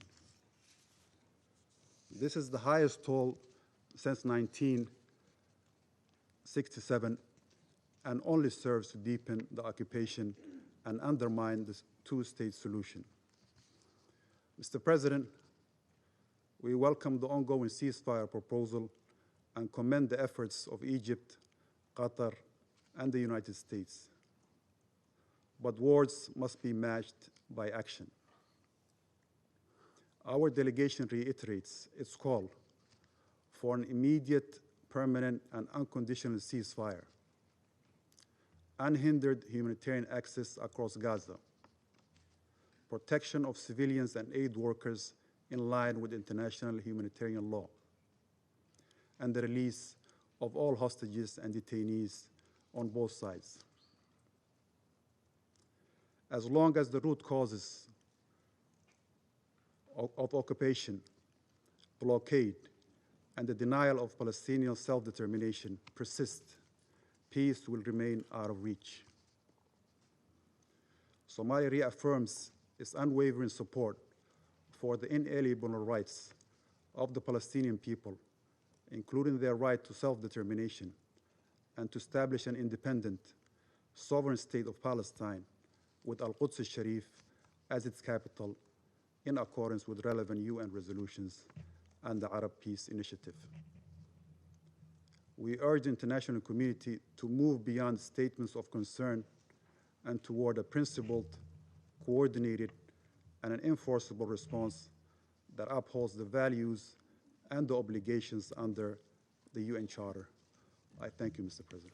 I thank the representative of Somalia for the statement, and now give the floor to the representative of the United States. Thank you, Mr. President. And I'd like to acknowledge Undersecretary General Fletcher and Executive Director Russell's briefings, although I would take issue with some of the characterizations in Mr. Fletcher's remarks, which pointed the finger of blame solely on Israel, with one reference to Hamas.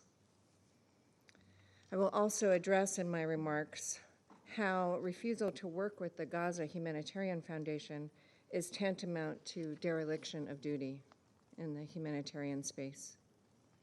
Mr. President, the United States remains actively engaged in addressing the humanitarian situation in Gaza. Special Envoy Witkoff continues to work tirelessly to reach a deal that would free the hostages and bring about a ceasefire that will pave the way for peace and prosperity in Gaza and the broader region.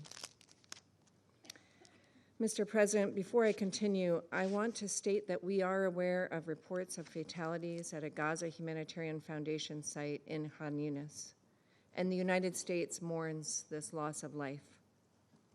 The GHF stated it confiscated weapons at the site and has credible reason to believe that elements within the crowd, armed and affiliated with Hamas, deliberately fomented the unrest.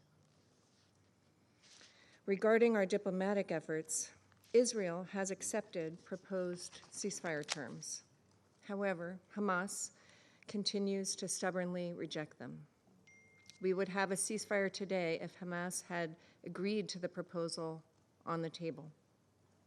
The responsibility for the situation in Gaza lies solely with Hamas. It is long overdue for members of this Council and the UN system to place the pressure where it belongs, on Hamas, which continues to prolong this war and hold 50 hostages, including Americans Itai Hen and Omer Nutra, in captivity. Hamas has held them captive for more than 21 months. The United States will not rest until all remaining hostages come home. Mr. President, no one wants to see Palestinian civilians in Gaza go hungry and thirsty. The United States supports getting assistance to civilians in Gaza. This should happen in a way that does not allow Hamas to benefit. And with respect to reported fatalities or injuries of humanitarian workers as a result of IDF fire, we wish a swift recovery to those injured and offer condolences to those killed. And we recognize Israel's ongoing commitments to investigate these incidents. I would also recall that on June 11th, we witnessed Hamas's murder of 8 innocent Palestinians who were working on behalf of the Gaza Humanitarian Foundation, attempting to feed their fellow civilians in Gaza. We condemn Hamas's murders in the strongest possible terms. And with respect to West Bank violence, to which many have referred, I would simply note that Ambassador Huckabee has stated that we have asked Israel to aggressively investigate the murder of Saif Musallat, an American citizen who was visiting family in Sinjar when he was beaten to death. There must be accountability for this criminal and terrorist act, and our condolences are with Saif's family. Mr. President, unfortunately today, we have heard many council members and aid agencies continue to defend a failed system rather than support the GHF as it delivers life-saving assistance to those in need. We would urge member states and the UN to support the GHF and stop echoing incorrect information that benefits Hamas and undermines the secure delivery of aid to civilians in Gaza. It is unconscionable that members of this council have focused on criticizing the GHF rather than condemning Hamas and Palestinian Islamic Jihad for their continued abuse of the Palestinian civilians in Gaza. The result is an ever-growing credibility gap for the United Nations. The Security Council, member states, and the United Nations have failed to condemn Hamas's attacks against GHF personnel. Hamas has murdered innocent Palestinians and injured 2 Americans working for the GHF and attempting to feed civilians. In the previous system, Hamas systematically looted humanitarian assistance, turning aid into a tool of control. We saw during the previous ceasefire how the diversion of aid helped Hamas replenish its ranks. Hamas cynically exploited aid for its own purposes, leaving civilians to navigate chaos and lawlessness. The United States supports the delivery of humanitarian aid to civilians in Gaza in a manner that does not benefit Hamas. The GHF is providing the GHF is a crucial and successful mechanism for doing so, distributing more than 76 million meals to civilians in Gaza to date. They succeed where the old system failed in preventing Hamas from using aid to stay in power. It has consistently been able to deliver aid to civilians and remains committed to delivering aid consistent with the humanitarian principles of impartiality, neutrality, independence, and humanity.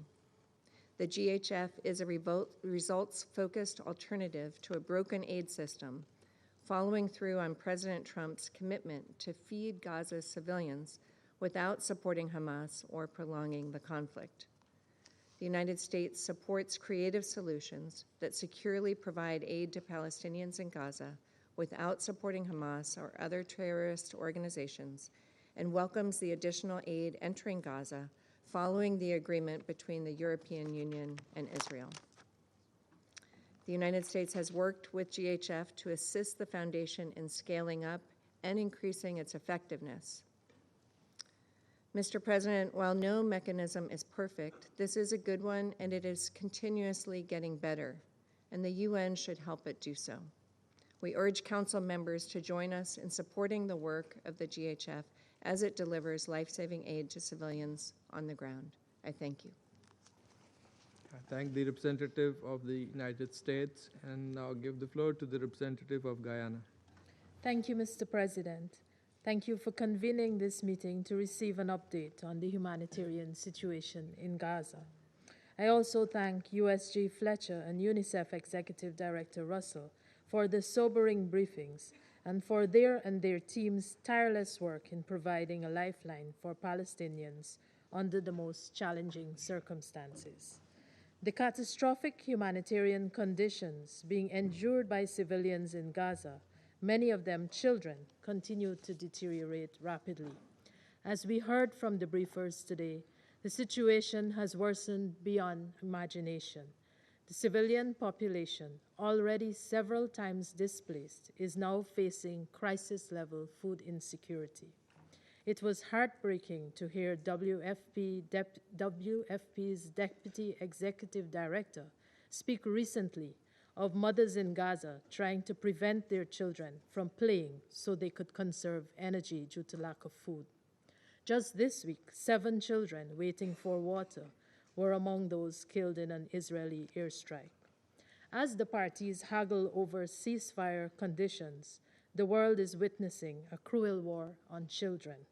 According to UNICEF, more than 50,000 children have reportedly been killed or injured in Gaza, and nearly every child knows what it is to be displaced, their families torn apart, and their homes destroyed. This devastation is unfolding as tons of life-saving food, medicines, and other basics sit in trucks across the border, waiting months for the green light to enter Gaza. Already stretched relief efforts are being further hindered by the denial of entry of necessary fuel supplies. We note the joint statement issued over the weekend by UN agencies, where it was made clear that fuel is the backbone of survival in Gaza, powering hospitals, water systems, sanitation networks, ambulances, kitchens, and every aspect of humanitarian operations.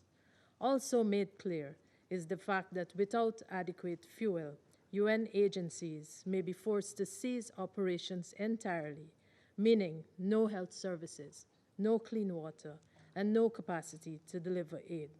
The small amounts of fuel finally being allowed into Gaza represent a tiny fraction of the hundreds of thousands of liters of fuel needed each day to sustain daily life and critical aid operations. Fuel shortages have already resulted in maternity, neonatal, and intensive care units in hospitals no longer being able to function. Further compounding this desperate situation are the daily reports of civilians being targeted, killed, and injured while seeking aid at militarized aid distribution sites. WFP assesses that nearly 1 in 3 people in the Gaza Strip currently go without eating for days. While we note the planned expansion of the Gaza Humanitarian Foundation's distribution program, and hear repeatedly that the goal of the GHF is to facilitate the entry and distribution of humanitarian aid to the civilian population in the Gaza Strip in a manner that prevents its diversion or exploitation by Hamas, we continue to observe the GHF's lack of capacity to achieve its stated objective. With too few sites, those seeking life-saving aids are required to travel long distances under dangerous conditions, and there is repeated chaos as thousands of civilians line up to receive life-saving aid at GHF sites, with many being killed or maimed in the process. OHCHR has reported that as of 13th July, 875 people were killed in Gaza while trying to get food, with 674 of them killed in the vicinity of GHF sites. Today, at least 20 people were killed or reportedly killed in a stampede at the GHF site in Khan Yunis.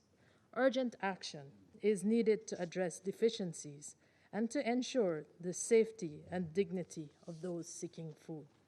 In Resolution 2730, adopted in May last year, the Security Council reaffirmed the need for parties to armed conflict to comply with their legal obligations to respect the principles of distinction, proportionality, and precaution in the conduct of hostilities and refrain from attacking, destroying, removing, or rendering useless objects indispensable to the survival of the civilian population. Moreover, the Council's presidential statement of 3rd August 2023, which Guyana co-sponsored, reaffirmed the obligation of all parties to an armed conflict to respect international humanitarian law and to allow and facilitate the rapid and unimpeded passage of humanitarian relief for civilians in need, in line with the humanitarian principles of humanity, neutrality, impartiality, and independence, including medical assistance. It also reaffirmed the need for all actors engaged in the provision of such assistance in situations of armed conflict to promote and fully adhere to these principles. This Council must uphold its own decisions and demand compliance from the parties to this conflict. The Council must also insist that increased amounts of food and essential goods, including fuel and medicines, be allowed into Gaza and distributed by the United Nations and other humanitarian operators in keeping with humanitarian principles and international law. The UN has consistently demonstrated its readiness and ability to deliver aid at scale every time there has been an opportunity to get aid into Gaza. Keeping lifelines open in Gaza is an obligation under international law, which requires providing aid and facilitating rapid and unimpeded passage of humanitarian relief to civilians in need. We remind that in an occupied territory, the occupying power must ensure that food and medical supplies are provided to the population in a manner that does not put their lives in mortal danger. Mr. President, colleagues, Guyana is also concerned about the continued attacks on schools that have become a sanctuary for displaced persons, resulting in new waves of forced displacement. According to UN estimates, over 725,000 people have been displaced since the breakdown of the ceasefire in March, with the Israeli military continuing to issue new displacement orders every day. In the West Bank, Israeli settlers and military forces have also intensified their attacks against Palestinian civilians, resulting in the killing of civilians and the demolition of their homes. According to OHCHR, some 30,000 Palestinians were forcibly displaced since the launch of Israel's Operation Iron Wall in the north of the occupied West Bank earlier this year. An immediate, unconditional, and permanent ceasefire in Gaza remains the only viable hope for its suffering population. There must also be an immediate, dignified, and unconditional release of all hostages held by Hamas and other groups, as well as the safe and unhindered access to humanitarian aid. Guyana continues to appeal for peace to be given a chance in the Middle East. Peace premised on a resolution of the Palestinian conflict in line with the two-state solution, where the Palestinian people can live in peace, dignity, and in harmony with their neighbors. Mr. President, the Middle East deserves peace. I thank you. I thank the representative of Guyana for the statement and now give the floor to the representative of Algeria. شكرا سيد الرئيس. Thank you, President. أود في البداية At the outset, أن أتوجه بالشكر إلى السيد I would like to thank توم فليتشر Mr. Tom وكيل Fletcher, الأمين العام Under-Secretary للشؤون General الإنسانية for Humanitarian Affairs, والمديرة التنفيذية and لليونيسف the Executive Director of UNICEF, كاثرين Ms. راسل. Catherine Russell.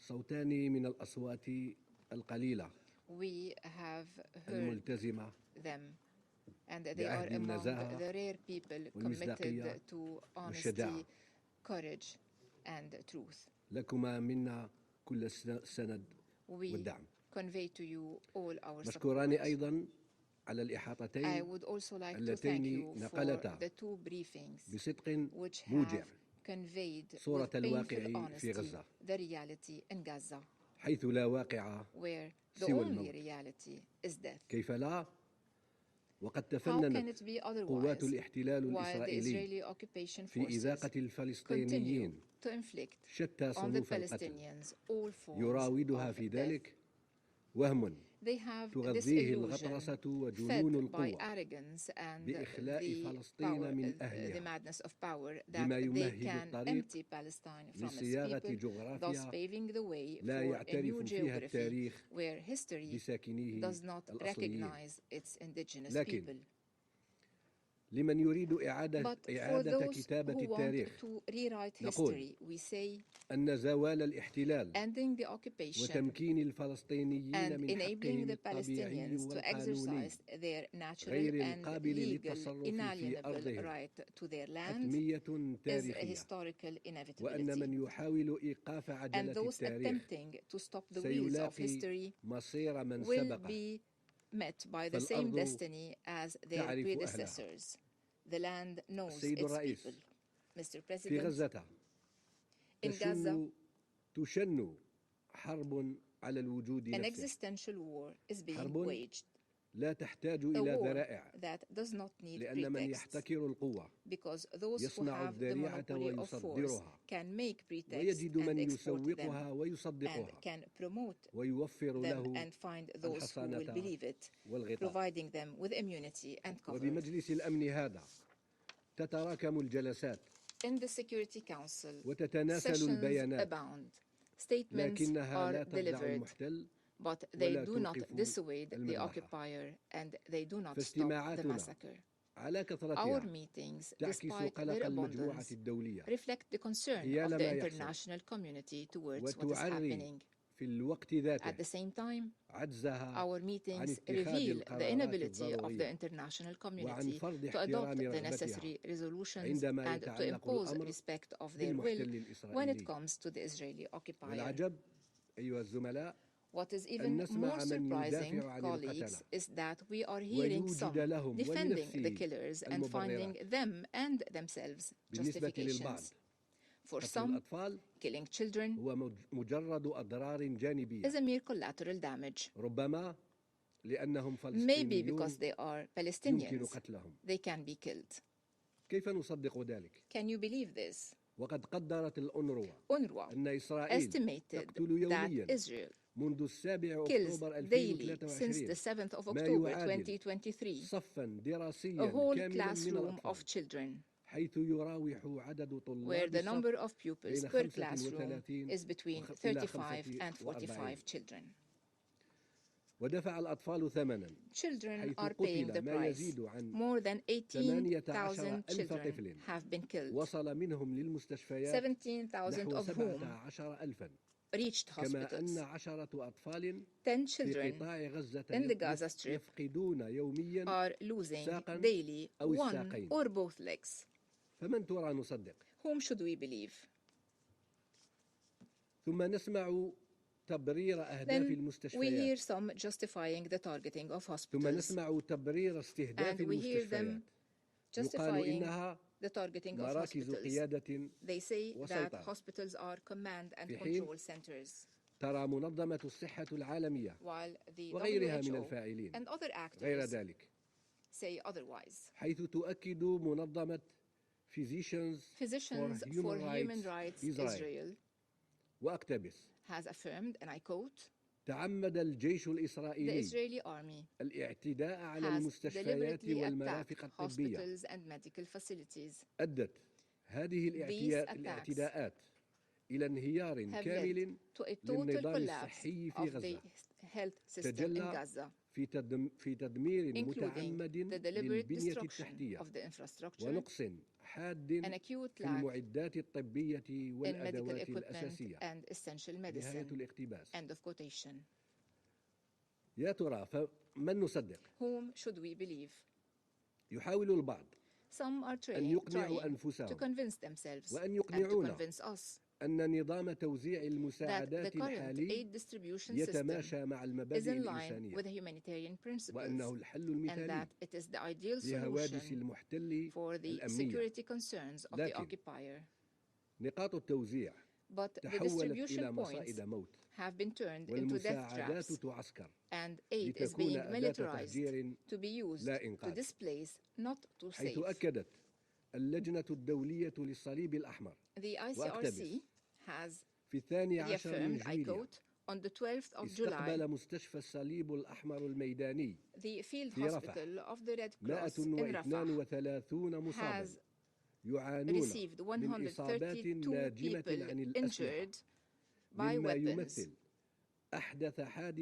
This is the most recent incident of mass injury on distribution sites.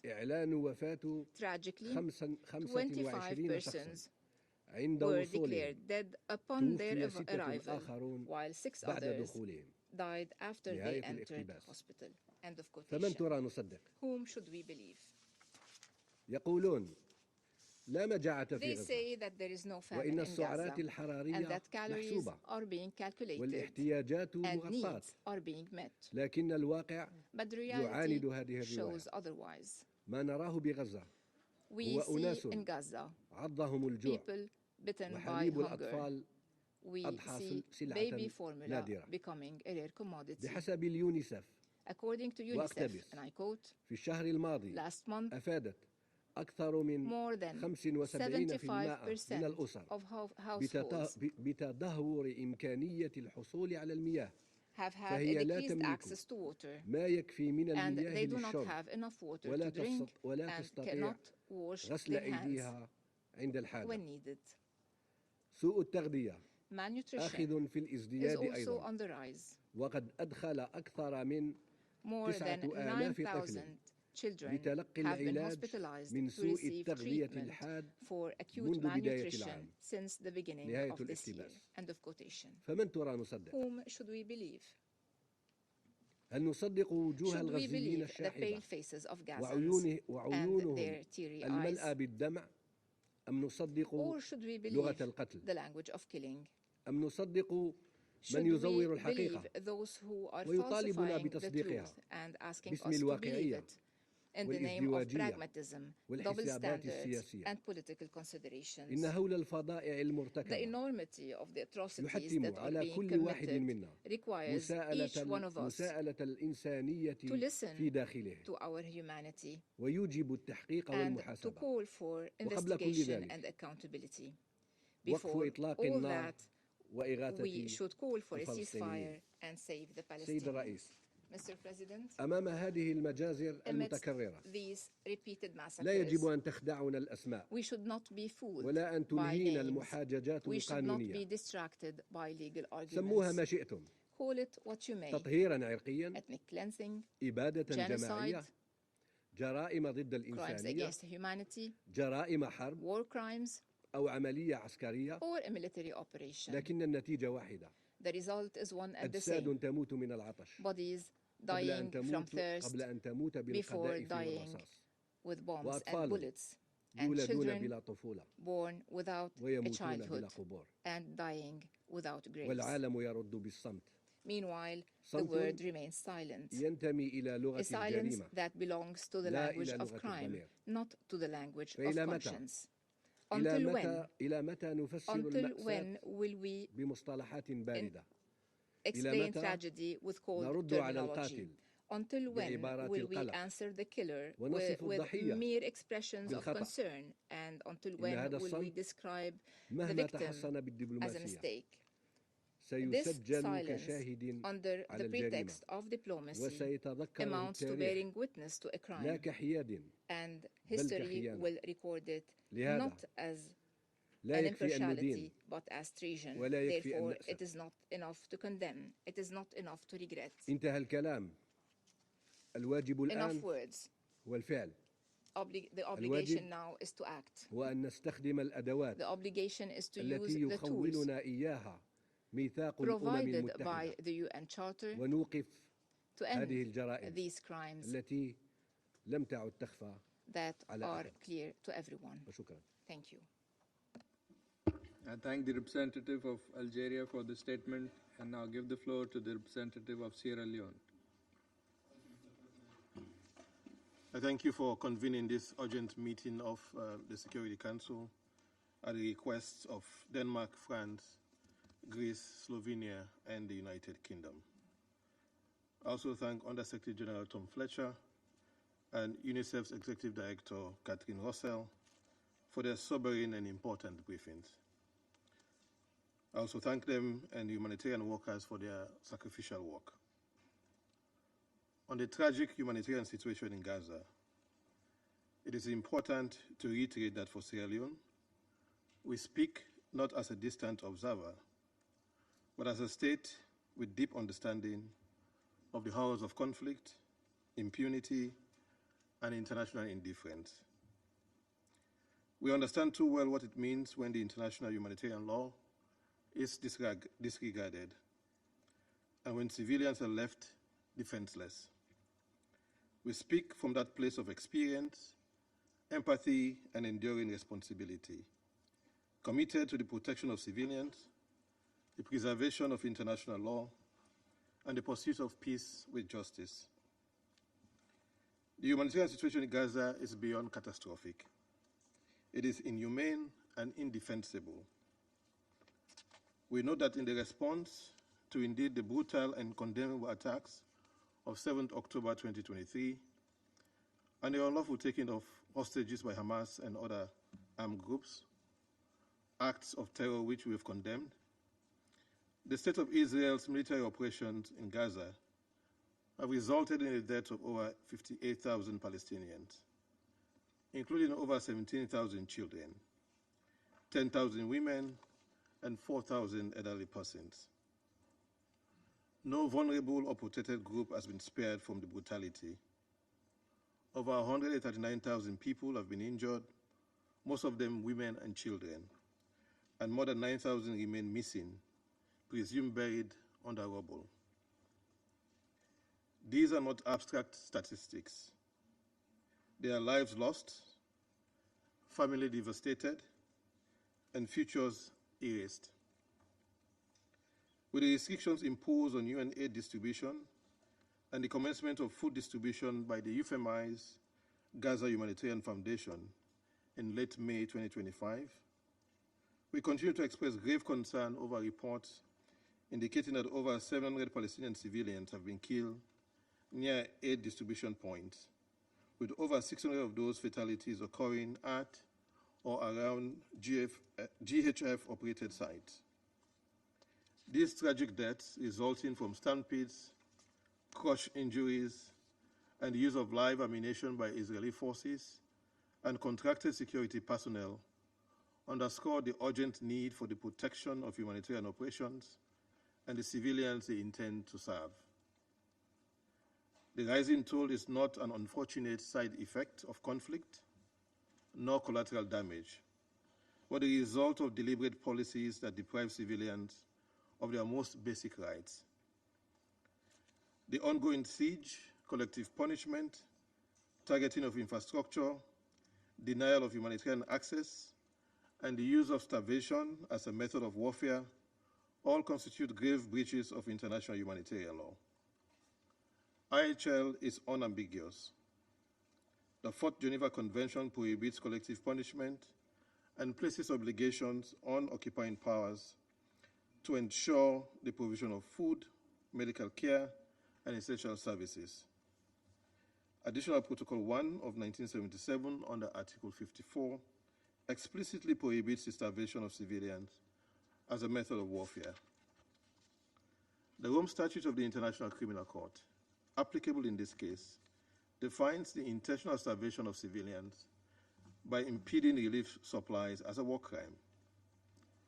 The Genocide Convention of 1948 under Article 2C defines deliberately inflicting on a group conditions of life calculated to bring about its physical destruction in whole or in part as a constituent element of genocide. These obligations are binding on the parties. The International Court of Justice, in the case of South Africa versus Israel, has issued provisional measures ordering the government of Israel to permit humanitarian assistance. These measures are also binding. They must be respected. But they have been and are being continually disregarded at best. This Council has a responsibility to ensure compliance. International jurisprudence, including from the ICTY, has affirmed that the denial of food, water, shelter, and medical care, especially when accompanied by widespread destruction and forced displacement, can constitute evidence of genocidal acts. The Appeals Chamber, dealing with the Srebrenica genocide, cited such conditions in determining genocidal intent. It bears repeating that the obligation to prevent genocide is a preemptory norm of international law and is erga omnes, owed by all states to the international community as a whole. This duty requires not only abstention from acts of genocide, but also proactive measures to prevent such crimes where there is a serious risk of their occurrence. Accordingly, a blanket refutation, consistent denial, are not a sufficient response to an erga omnes obligation. The pattern of mass civilian killings, obstruction of humanitarian aid, and the systemic targeting of life-sustaining infrastructure in Gaza must be examined within this prism. Indeed, today in Gaza, we see indicators of prolonged bombardment, the destruction of crops and wells, targeted killings of journalists and humanitarian workers, the cutting of fuel, water, and electricity supplies, and public calls by senior officials of the government of Israel for the displacement of the population. These acts, taken cumulatively, raise serious concerns about both international humanitarian law and international criminal law. Inaction, therefore, in the face of such grave breaches, undermine the collective commitment of states under the Genocide Convention and the UN Charter, and risk eroding the foundational principles of our shared humanity. Mr. President, Sierra Leone urges this Council to act decisively and without delay. We call on the members of this Council with the means to do so to act. The rules-based international order must not be sacrificed to inertia or geopolitics. We therefore call for, first, a complete cessation of hostilities and the initiation of a credible, irreversible political process leading to a permanent ceasefire. Second, the immediate and unconditional release of all hostages, including Israeli civilians held by Hamas and Palestinian detainees held without due process. Third, an immediate and unconditional lifting of the aid restrictions and restoration of full and unhindered humanitarian access. We therefore welcome the announcement of the agreement between the State of Israel and the European Union last week to expand the entry of humanitarian aid into the Gaza Strip through multiple crossings, allow for the repair of critical infrastructure, and ensure the protection of aid workers. Fourth, full compliance with the International Court of Justice provisional measures, including those mandating the facilitation of humanitarian assistance. Equally important is the implementation of all relevant resolutions of the Security Council, including 2712, 2720, and 2735. These resolutions are still valid and binding on the parties. Fifth, independent, impartial, and transparent investigations into all alleged violations of international humanitarian law and human rights law, including a call for an immediate investigation into the fatalities at GHF aid distribution sites and convoys. Sierra Leone commends the ongoing diplomatic efforts, including those led by Egypt, Qatar, and the United States, to achieve a ceasefire and scale up aid delivery. We also welcome the joint reconvening by France and the Kingdom of Saudi Arabia of the postponed international conference on the establishment of the Palestinian statehood and a two-state solution. We affirm our support for the right of the Palestinian people to self-determination and for a two-state solution. In closing, Mr. President, we must know that this Council, in just 2 generations, must not be remembered for what it again failed to prevent. We must endeavor to discharge our responsibility until relief reaches Gaza, the hostages are released, and hostility ceases. In the face of current inaction, we must also not be silent. As we recall the solemn words of never again, it must apply universally to all peoples, in all places, and at all times, in particular to the people of Palestine, in the occupied Palestinian territory, and now. I thank you. I thank the representative of Sierra Leone for the statement. I shall now make a statement in my capacity as the representative of Pakistan. I would like to join colleagues in thanking Under Secretary General Fletcher and Executive Director Russell for the compelling briefings. We appreciate and support your work. Certainly, to properly describe the situation was beyond vocabulary. For the situation was actually beyond belief, unimaginable in this time and age.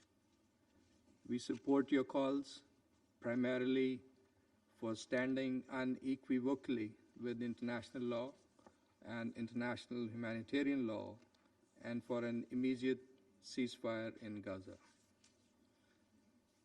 Colleagues, Gaza teeters on the brink of total devastation, a man-made catastrophe where death stems not only from bombardments, but from the systematic dismantling of the conditions necessary for life.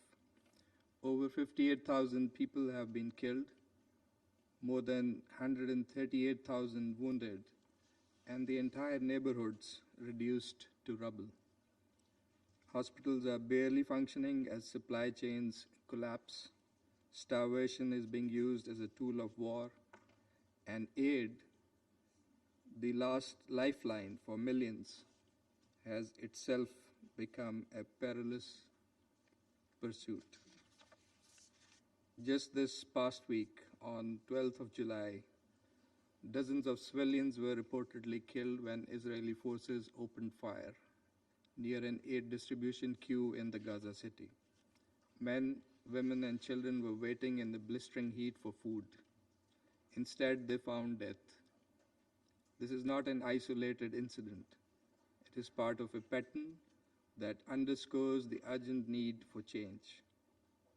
On another sweltering July morning, 7-month-old Salam lay motionless in her mother's trembling arms, her tiny ribs protruding like fragile twigs beneath skin drawn thin by hunger, her sunken eyes too weak to cry, flickered faintly as UNRWA health workers rushed to assist her at a bomb-damaged clinic. For weeks, her family had wandered the rubble-strewn streets for infant formula, but without success. Aid distribution points had none. UN-run centers were either inaccessible, out of supplies, or under threat. As doctors worked frantically to stabilize her, Salam's breathing grew shallower, her faint whimpers fading into silence. By nightfall, she was gone. One of 67 children lost to starvation in the past month, while thousands of aid trucks remained stuck at Gaza's borders, obstructed by bureaucratic delays and militarized checkpoints. Salam's death was not an isolated tragedy. It was the unfortunate yet foreseeable result of a system that has allowed hunger to become a weapon of war, a reality so grotesque that experienced medics are now grappling with the levels of malnutrition they once only saw in textbooks. Colleagues, I wish to highlight 5 urgent points here. First, the current aid mechanism is clearly failing those it claims to serve. According to the UN Human Rights Office, 798 aid-related killings have occurred since late May, 615 of them at or near distribution sites. The UN-coordinated system of more than 400 well-networked distribution points has been dismantled. In its place, a heavily restricted system under the GHF now operates with just a handful of designated aid sites.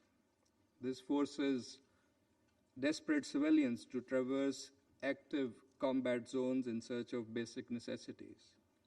While some aid has trickled into Gaza, the volume is vastly inadequate.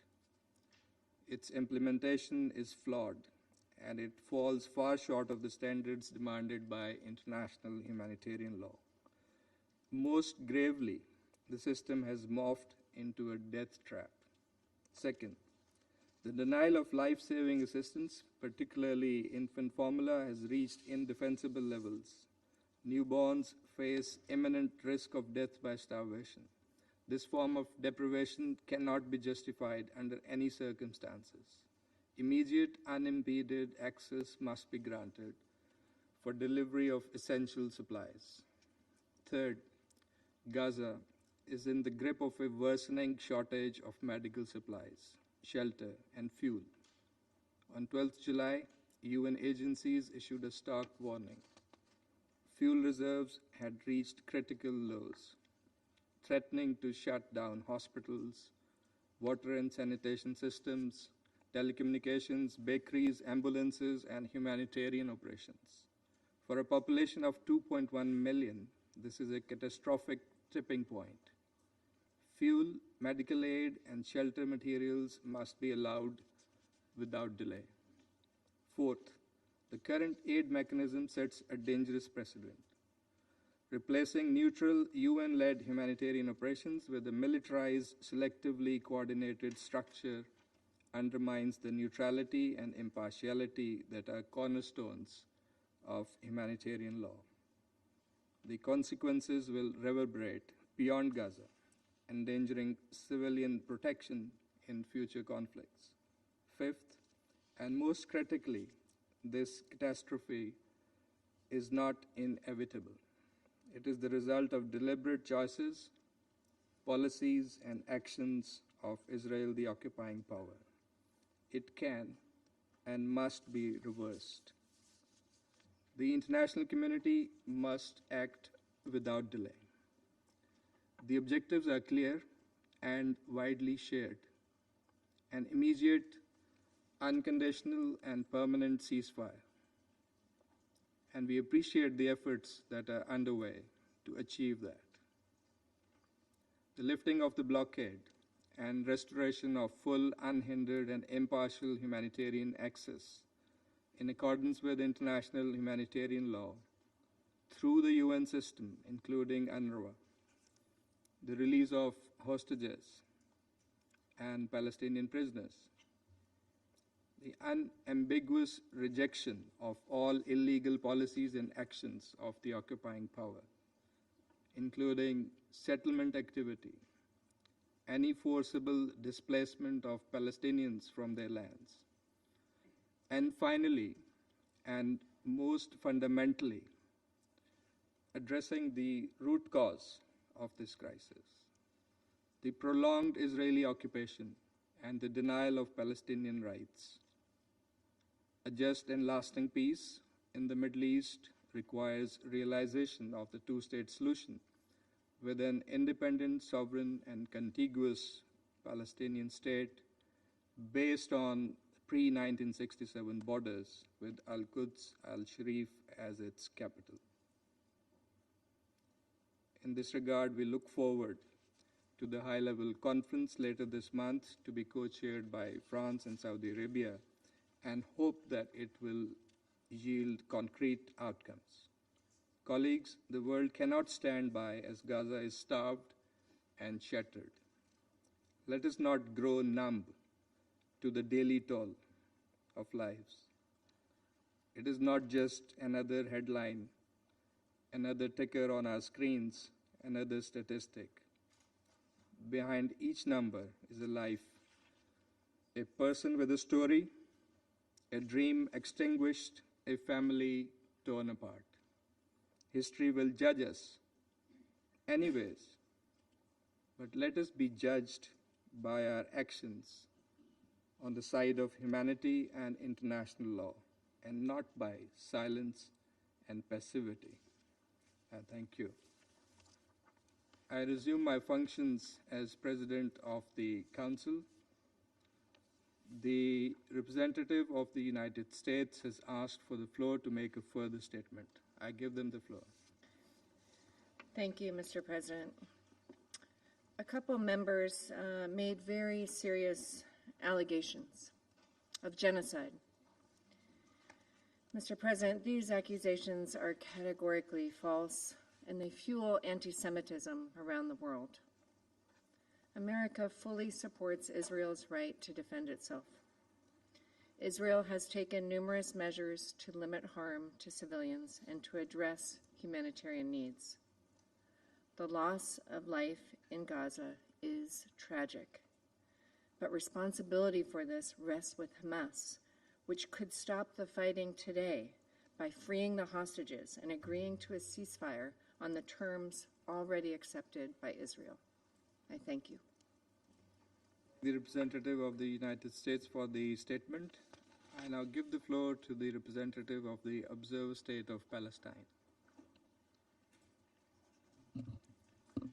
Thank you, Mr. President. More than 2 million Palestinians, half of them children, and for more than 650 days now, wake up without knowing if they will make it through the day, and go to sleep without knowing if they will wake up in the morning. Day after day after day. They spent every hour, all 15,600 hours of them, with death besieging them. For an entire generation of Palestinians, death is now much more familiar than life. 2 million people have to snatch everything out of the claws of death: food, water, shelter, time. They are being killed in the places where they are supposed to find life, killed in tents, killed while seeking food or water, killed in hospitals. Every single day has its share of tragedies. We speak of these today. 15 civilians killed, including 9 children, while waiting to receive treatment for malnutrition. 11 killed, including seven children, while queuing for water. Because of occupation-made water scarcity and occupation-made food scarcity. And every day, 40, 50, 60 Palestinians killed while seeking food. We fear the world is growing accustomed to the unbearable, to the unacceptable. Imagine what it is to be a parent in Gaza.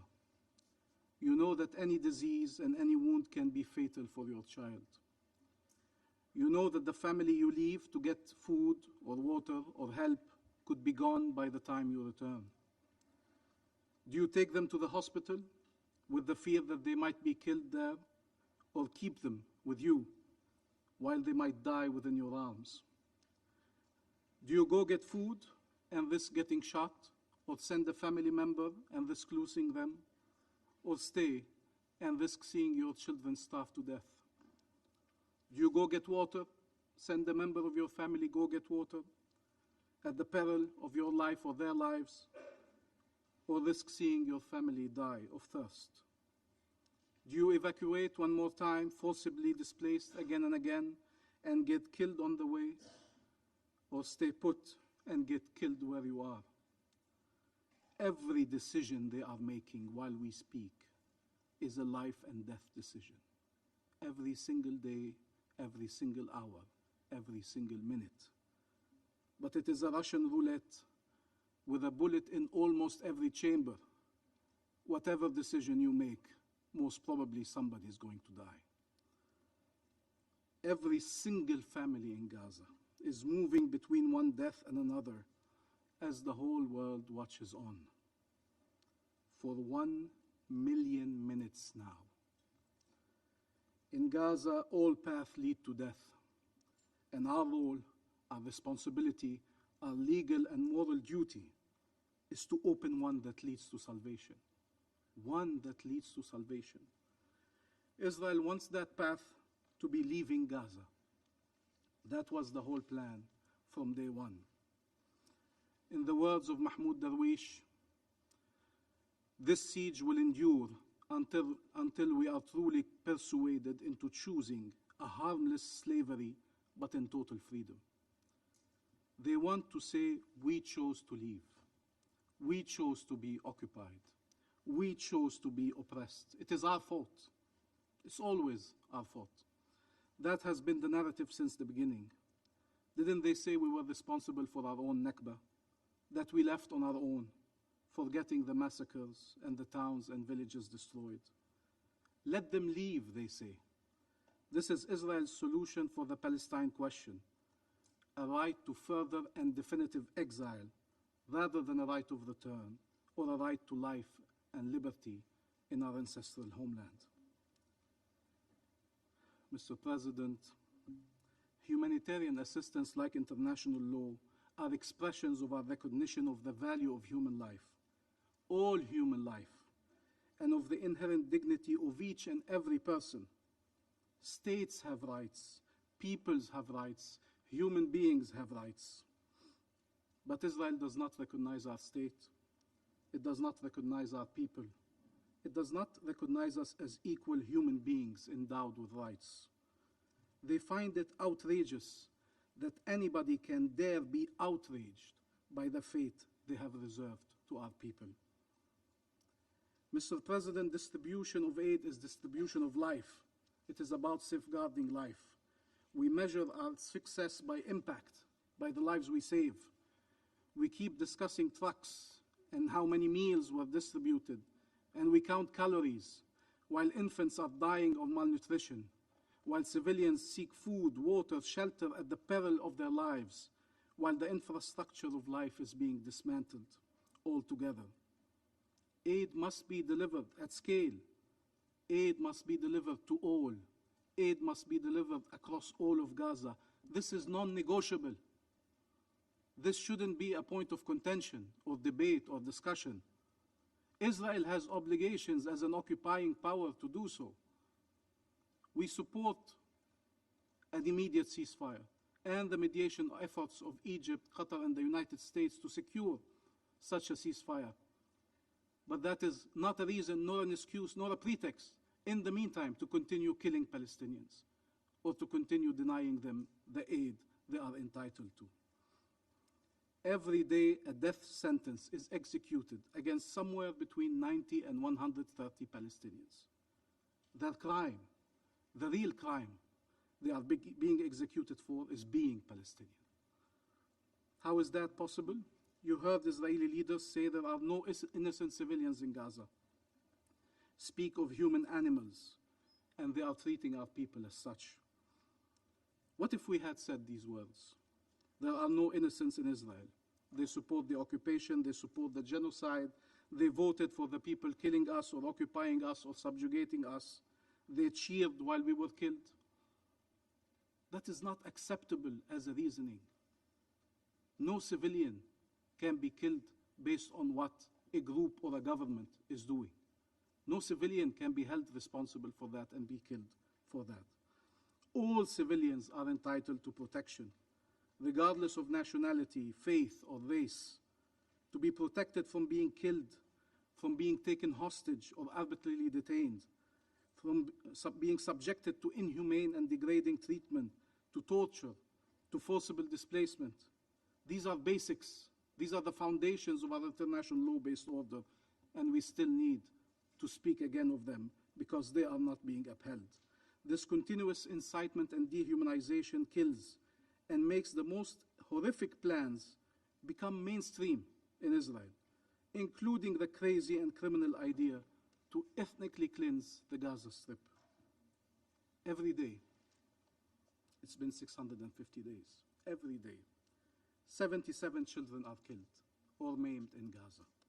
Every day, 61 children in Gaza lose a parent. Every day, 10 children lose one or both legs. Every single day. The biggest cohort of children killed and maimed, the biggest cohort of child amputees, the biggest cohort of orphans. How is that possible? Netanyahu summed it up. This is a struggle, he said, between the children of light and the children of darkness, end quote. Why should one care about the children of darkness? All children are God's creation. All children are God's children. Here they are, those Palestinian children whose light shines over the entire earth and who were subjected to darkness. Hind,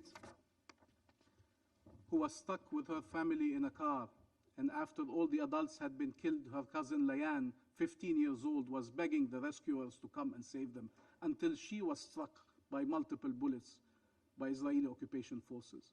That's when the world discovered the voice of Hind, begging to be rescued. Finally, she was also killed, and the rescuers coming to help her were killed. Khalid and Reem. We did not discover them like this. They were inseparable. We discovered them only when Reem was killed. And as her grandfather was holding his 3-year-old granddaughter, kissing her as if she was still alive, calling upon her, the soul of his soul, to stay with him. A few months later, Khalid also was killed. Yusuf, the 7-year-old, the youngest of his family, the boy with the curly hair, as he will become to be known for all Palestinians and for people around the world, also killed. The family of the pediatrician, Ala Najjar, who lost 9 of her 10 children. Only Adam survived. 9 of her 10 children. Sidar, Luqman, Sadin, Rival, Ruslan, Jubran, Eve, Rakan, and Yahya, aged between 7 months and 12 years. The Arafat family, the entire family found itself under the rubble. 13 members of the family were killed, including 7 children, in an airstrike, and the Israeli forces prevented rescuers from saving them. The images of Hala, 35 years old, as she was calling to be saved from under the rubble, will remain as part of the memory, collective memory of our people. And Salam, that you evoked, Mr. President, 6 months old when she was screened for malnutrition, only to die a few days later. One image among many of our children starving. I will spare you the images of our children burning.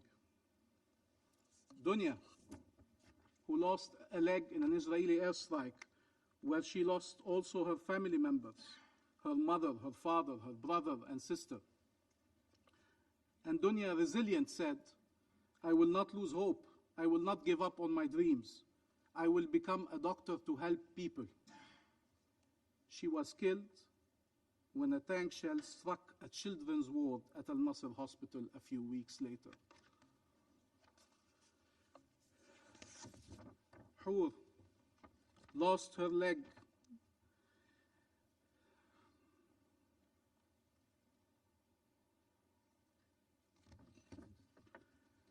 lost her family,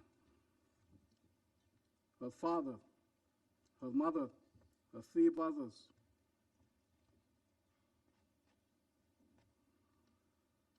Doctors had to amputate her left hand entirely and the fingers of her right hand, and she had wounds at her head and legs. Siwar and Selina, 3 years and 21 months old, together in life and together in death. This image, unfortunately tragic images, are the ones winning this World Photo Prize by Samar Abu al-Auf, a photo of Mahmoud, 9-year-old Palestinian boy whose arms were severed and mutilated during an Israeli attack on Gaza. But also in the West Bank, 8-year-old Adam, he ran when Israeli occupation forces shot at him, his brother and his cousin. His cousin was killed. And he was killed when he was struck by a bullet while he was running away, a bullet in his head, in the back of his head.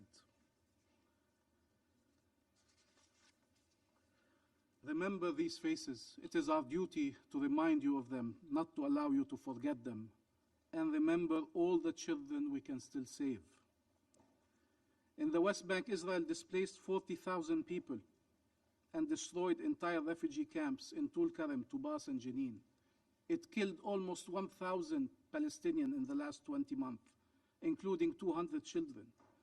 Palestinian villages are under incessant attacks by settlers and occupation forces from Masafir Yatta to Kafar Malik, from Taibe to Deir Debouane to Sinjil, where Saif Muslat was beaten to death by the settlers, and Muhammad al-Shalabi was shot in the chest and died.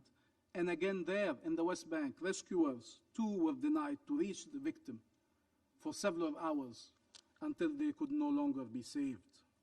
The same patterns at a different scale. Rampage and burning, destroying, killing Palestinian families and homes and hospitals and schools and mosques and churches and cemeteries and infrastructure and businesses. Everything is under attack.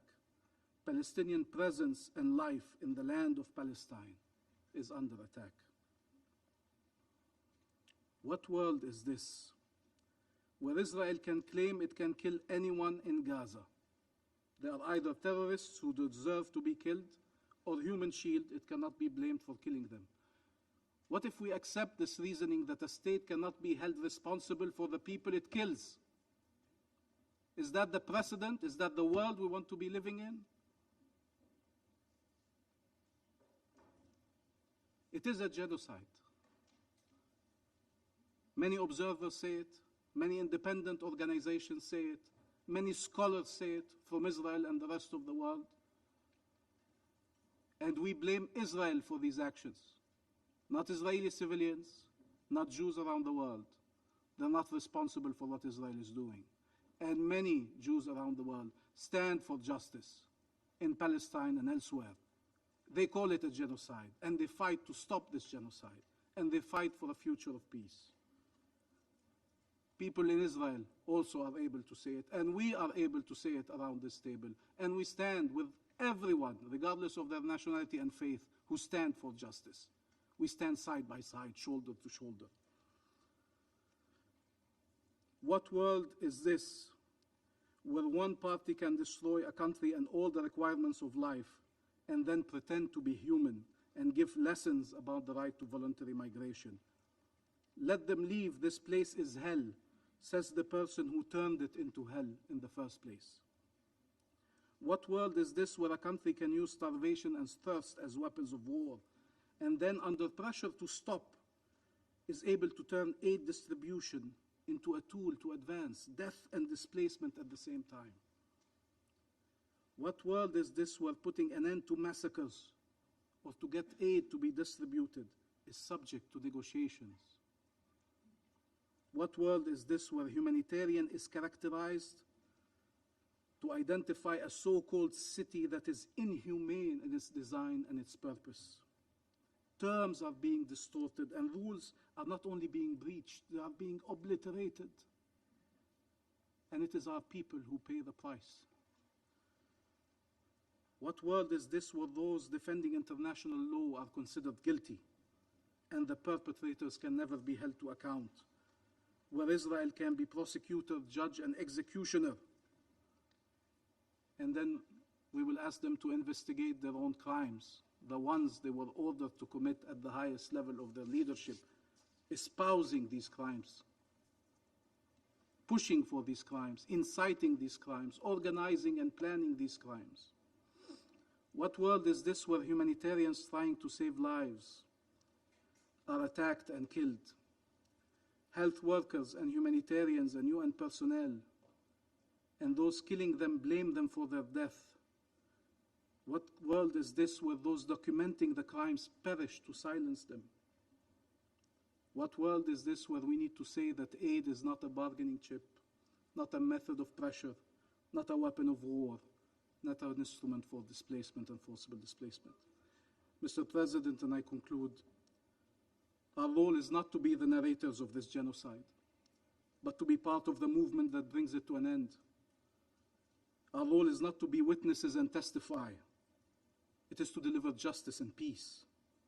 The fate of a nation depends on the decisions that states are willing to take today to save civilians, to end the genocide, to achieve a ceasefire, to release hostages and prisoners, to deliver aid, to ensure the withdrawal of Israeli forces, to deliver justice, to end occupation, to achieve shared peace and security for all, shared peace and security, to save humanity and our international law-based order. This world is doomed and damned if it continues allowing for Palestinians to be killed in this manner, to allow children to be killed in this manner. Save Gaza, so we may all be saved by Gaza. That will continue to be our call to all to act, states, individuals, entities, organizations, agencies. Save Gaza. or we are all doomed. Save Gaza so we can all be saved by Gaza. Thank you. I thank the representative of the Observer State of Palestine for the statement. I now give the floor to the representative of Israel. Thank you, Mr. President. Before I begin my statement, I would like to comment on the two briefings we heard today. Israel is engaged with various UN agencies in good faith at the highest levels, and it is unfortunate that OCHA has continued to abandon all semblance of neutrality and impartiality in its statements and actions, despite claiming otherwise and claiming to adhere to them here today in this room. While referencing the West Bank and events that took place all the way back in May, both briefers only addressed Palestinian casualties based on information that is presented by Hamas. If it is neutrality and impartiality that our UN colleagues adhere to, why was there no mention, let alone a condemnation, of the terror attack where a 9-month pregnant woman was murdered by Palestinian terrorists and her unborn son was seconded to his wounds 15 days afterwards? Mr. President, Roni and Alma Miran are 4 and 2.5 years old. Like many kids their age, they regularly make pretend phone calls on their toy phones. But unlike most children their age, when their mother, Lishai, asks them who they're speaking to, their answer carries a deep pain. The answer is always the same: Abba, Dad. They ask, "Where are you, Daddy? Are they letting you return to us?" They hug and kiss his photo, not able to physically do so for 21 months. Their father, Omri Miran, has been held hostage by Hamas in Gaza for 649 days. For those two young girls, that's nearly their entire lives without their Abba. Earlier this month, twin sisters Emma and Yuli Cunio, who were themselves abducted by Hamas alongside with their parents on October 7th, celebrated their 5th birthday. What should have been a day filled with balloons, laughter, and joy was instead a somber affair marked by absence and pain, because it was their 2nd birthday without their father, David Cunio, who is still held hostage in Gaza. Their birthday wish was heartbreakingly simple: "We just want Dad to come back home." These are not isolated tragedies. These are not statistics. These are shattered families suffering each day in suspended agony. These are innocent civilians held by terrorists, a horror the world must never normalize, a horror that Israel will not accept. Mr. President, we meet today again to discuss the humanitarian situation in Gaza, with a briefing from UNICEF concerning the situation of Palestinian children.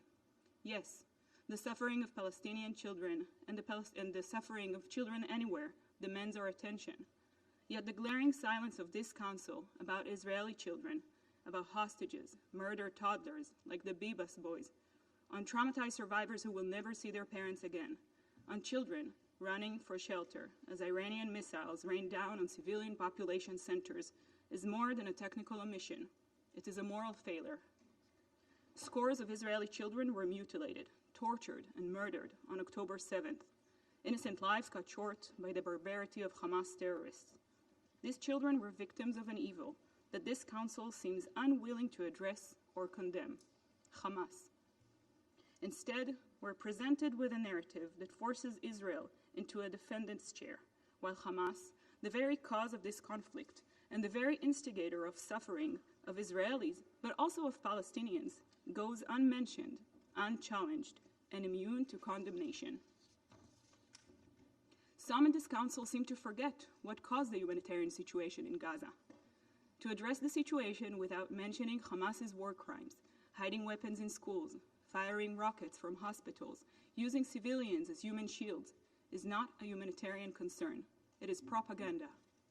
And even this additional session held today, a week before an already scheduled dedicated Council session, plays directly into the hands of the terrorists who engineered this conflict. It does not support peace, but politicizes suffering. Rather than requesting concrete consultations to learn about the efforts on the ground, the Council gathers to do the opposite, to pressure one side while absolving the other. There is a serious effort on the ground to achieve a hostage deal. Prime Minister Netanyahu's visit to Washington last week to meet with President Trump and other senior administration officials underscored just how committed Israel is in its will to achieve a hostage deal. And Israel continues to closely work with the United States and with Egypt and Qatar on reaching a deal that would bring our loved ones home and would end Hamas's reign of terror. Israel will keep supporting the entry of food, baby formula, medicine, and critical supplies because we believe innocent civilians deserve relief from the agony that Hamas has caused them. But we will not allow that aid to become fuel for terror. And yet, even as aid flows in, Hamas does everything in its power to disrupt it. They loot supplies. They obstruct distribution. They intimidate international aid workers. They fire at aid convoys, steal fuel intended for hospitals, and hoard food for their terrorists. They turn the sufferings of the civilians of Gaza into a tool of leverage, and then blame Israel for the very hardship they manufacture. Anyone who truly cares about humanitarian assistance must be serious about condemning those who prevent it from reaching the people. Let us stop pretending that Hamas is a bystander to this crisis. They are its architect. So I ask, does this Council stand with the effort to improve the situation on the ground, or with those who obstruct it? While this Council speaks of humanitarian suffering, let us provide an update on the real humanitarian action underway. Over the past 2 weeks, Israel, together with international organizations, has facilitated the entry of thousands of tons of humanitarian aid into Gaza, using mechanisms designed specifically to bypass Hamas terrorists and reach the civilian population directly. These efforts have been coordinated with the Gaza Humanitarian Foundation, which has now delivered more than 66 million meals to Gazans. In addition, more than 7,500 tons of flour have been delivered to bakeries across Gaza, ensuring bread for families. Today alone, over 130 patients and caregivers, including children, exited Gaza through the Kerem Shalom and Allenby bridge crossings for treatments abroad. So perhaps it's time to put an end to the dissemination of disinformation by some in the Council regarding which paths lead to what. There are paths of cooperation and improvement. Earlier this week, on July 13th, nearly 100 tons of baby formula donated by UNICEF entered Gaza through the Kerem Shalom crossing, facilitated by Israel. We do wonder why this was omitted from the briefing this afternoon. It should be absolutely clear. The aid is for the civilians in Gaza, not for Hamas, and we will continue to facilitate it. Mr. President, Council members, one cannot claim to care about the children and people of Gaza while ignoring the suffering of Israeli children and hostages still held there. A mere mention, a single reference in a 15-minute presentation is not enough. The empty words will not do. You cannot champion peace while turning a blind eye to those who wage terror. If this chamber truly wishes to ease the suffering of all children, Israeli and Palestinians, then you must confront the root of this conflict, and that root is Hamas. Hamas has built its war machine at the expense of Palestinian lives and futures. It has robbed Gazan children of their innocence, indoctrinating them with hate in their classrooms, using them as human shields, and bearing weapons in their schools and hospitals. Imagine what Gaza could be without Hamas, a place of peace, where children learn math, not martyrdom, where aid builds homes, not terror tunnels, where coexistence replaces hate. There are those who wish to work with Israel in good faith, regional partners who cooperate with us to bring hope to children across the region. It can be achieved, but it can only be achieved without Hamas. And it is time for this Council to speak and act with moral clarity to achieve this goal, with demanding the immediate and unconditional release of all hostages, deceased and alive, still held in Gaza, by condemning Hamas unequivocally for what it has done to Israelis, but also for what it has caused to the Palestinians, by designating Hamas as a terror organization it is. This is what the Council should be focusing on. Israel, on its part, will continue to work with the US, Egypt, and Qatar to reach a hostage deal and to bring all our loved ones home. Mr. President, to conclude, every child deserves safety. Every child deserves a future. That future cannot be built on hate. Our children, all children, deserve more than this Council's silence in the face of terror. They deserve your voice, and they deserve your action. and Alma, Roni, Emma, and Yuli deserve to hug their fathers again. Thank you, Mr. President. I thank the representative of Israel for the statement.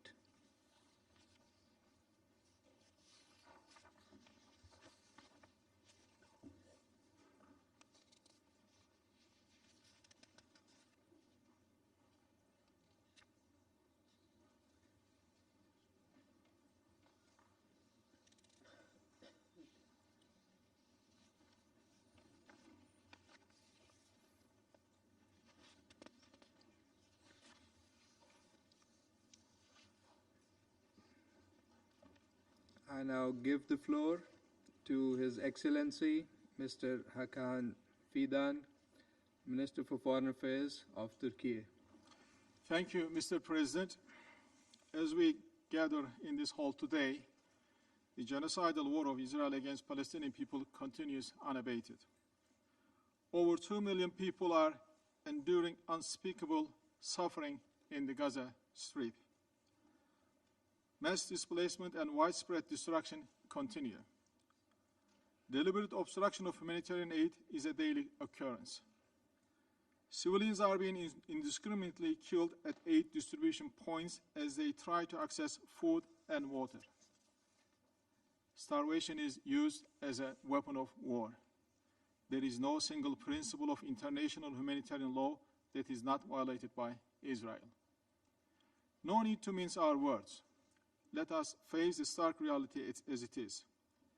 80 years later, the world has been once again witnessing concentration camps.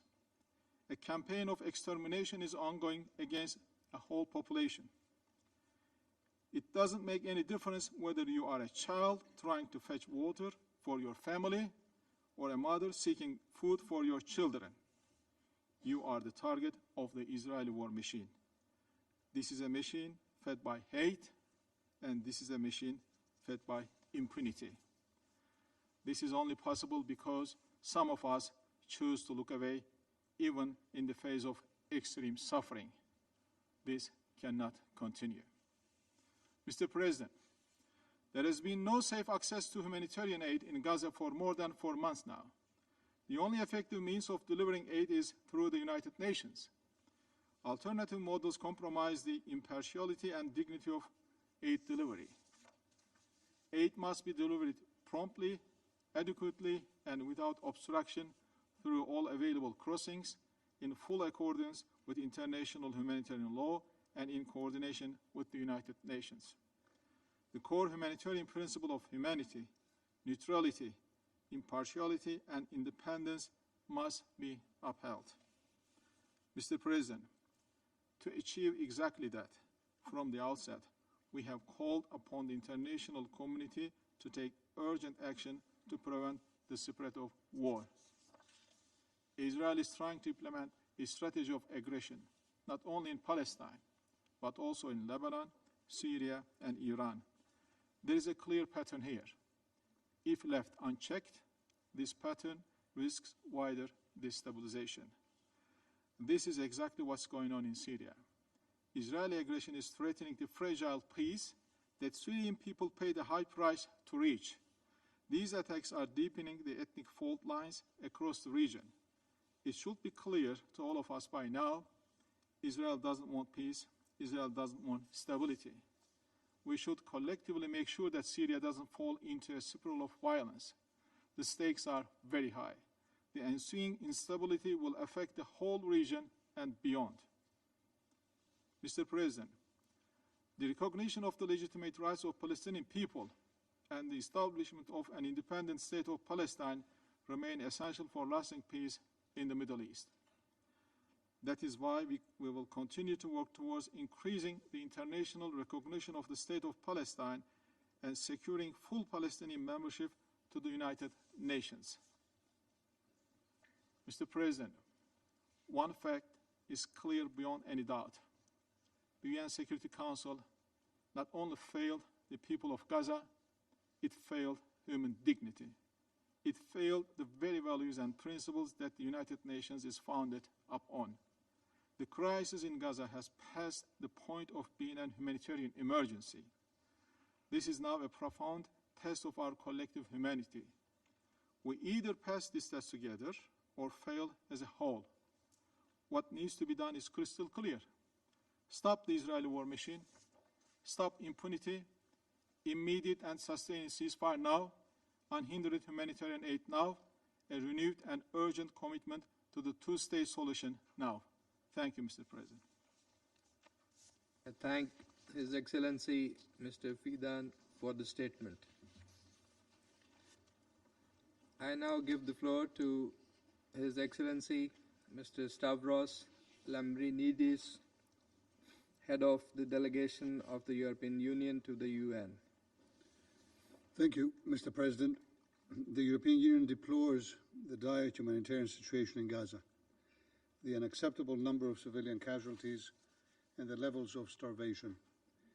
The EU recalls the imperative of ensuring the protection of all civilians, including humanitarian workers, at all times, as well as of civilian infrastructure, including medical facilities and schools, as well as UN premises. Mr. President, the European Union calls on Israel to fully lift its blockade on Gaza, to allow immediate, unimpeded, safe and predictable access and sustained distribution of humanitarian assistance at scale into and throughout Gaza, and to enable the UN and its agencies and humanitarian organizations to work independently and impartially to save lives and reduce suffering. The EU has consistently called on Israel to fully comply with its obligations under international law, including international humanitarian law. After a meeting of the EU Council of Ministers in June, the EU High Representative, Kaja Kallas, entered into a dialogue with Israeli authorities on the humanitarian situation. Following that dialogue between the EU and Israel, steps have been agreed by Israel to improve the humanitarian situation in the Gaza Strip.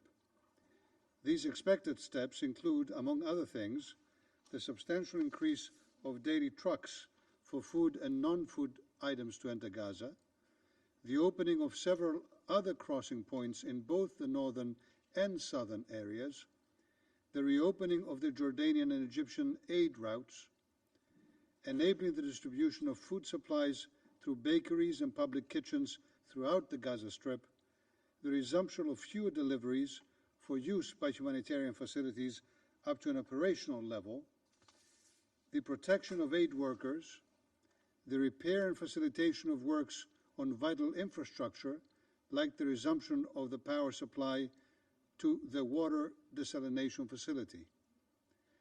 We can already see some improvements, including delivery of fuel, reopening of the Jordanian and Egyptian routes, opening of a crossing point in North Gaza, and ongoing reparations of essential humanitarian infrastructure, but a lot more is needed.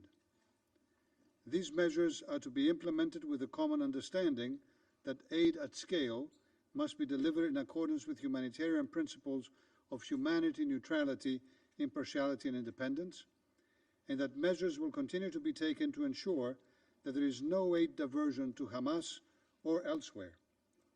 The EU will closely monitor implementation of these steps.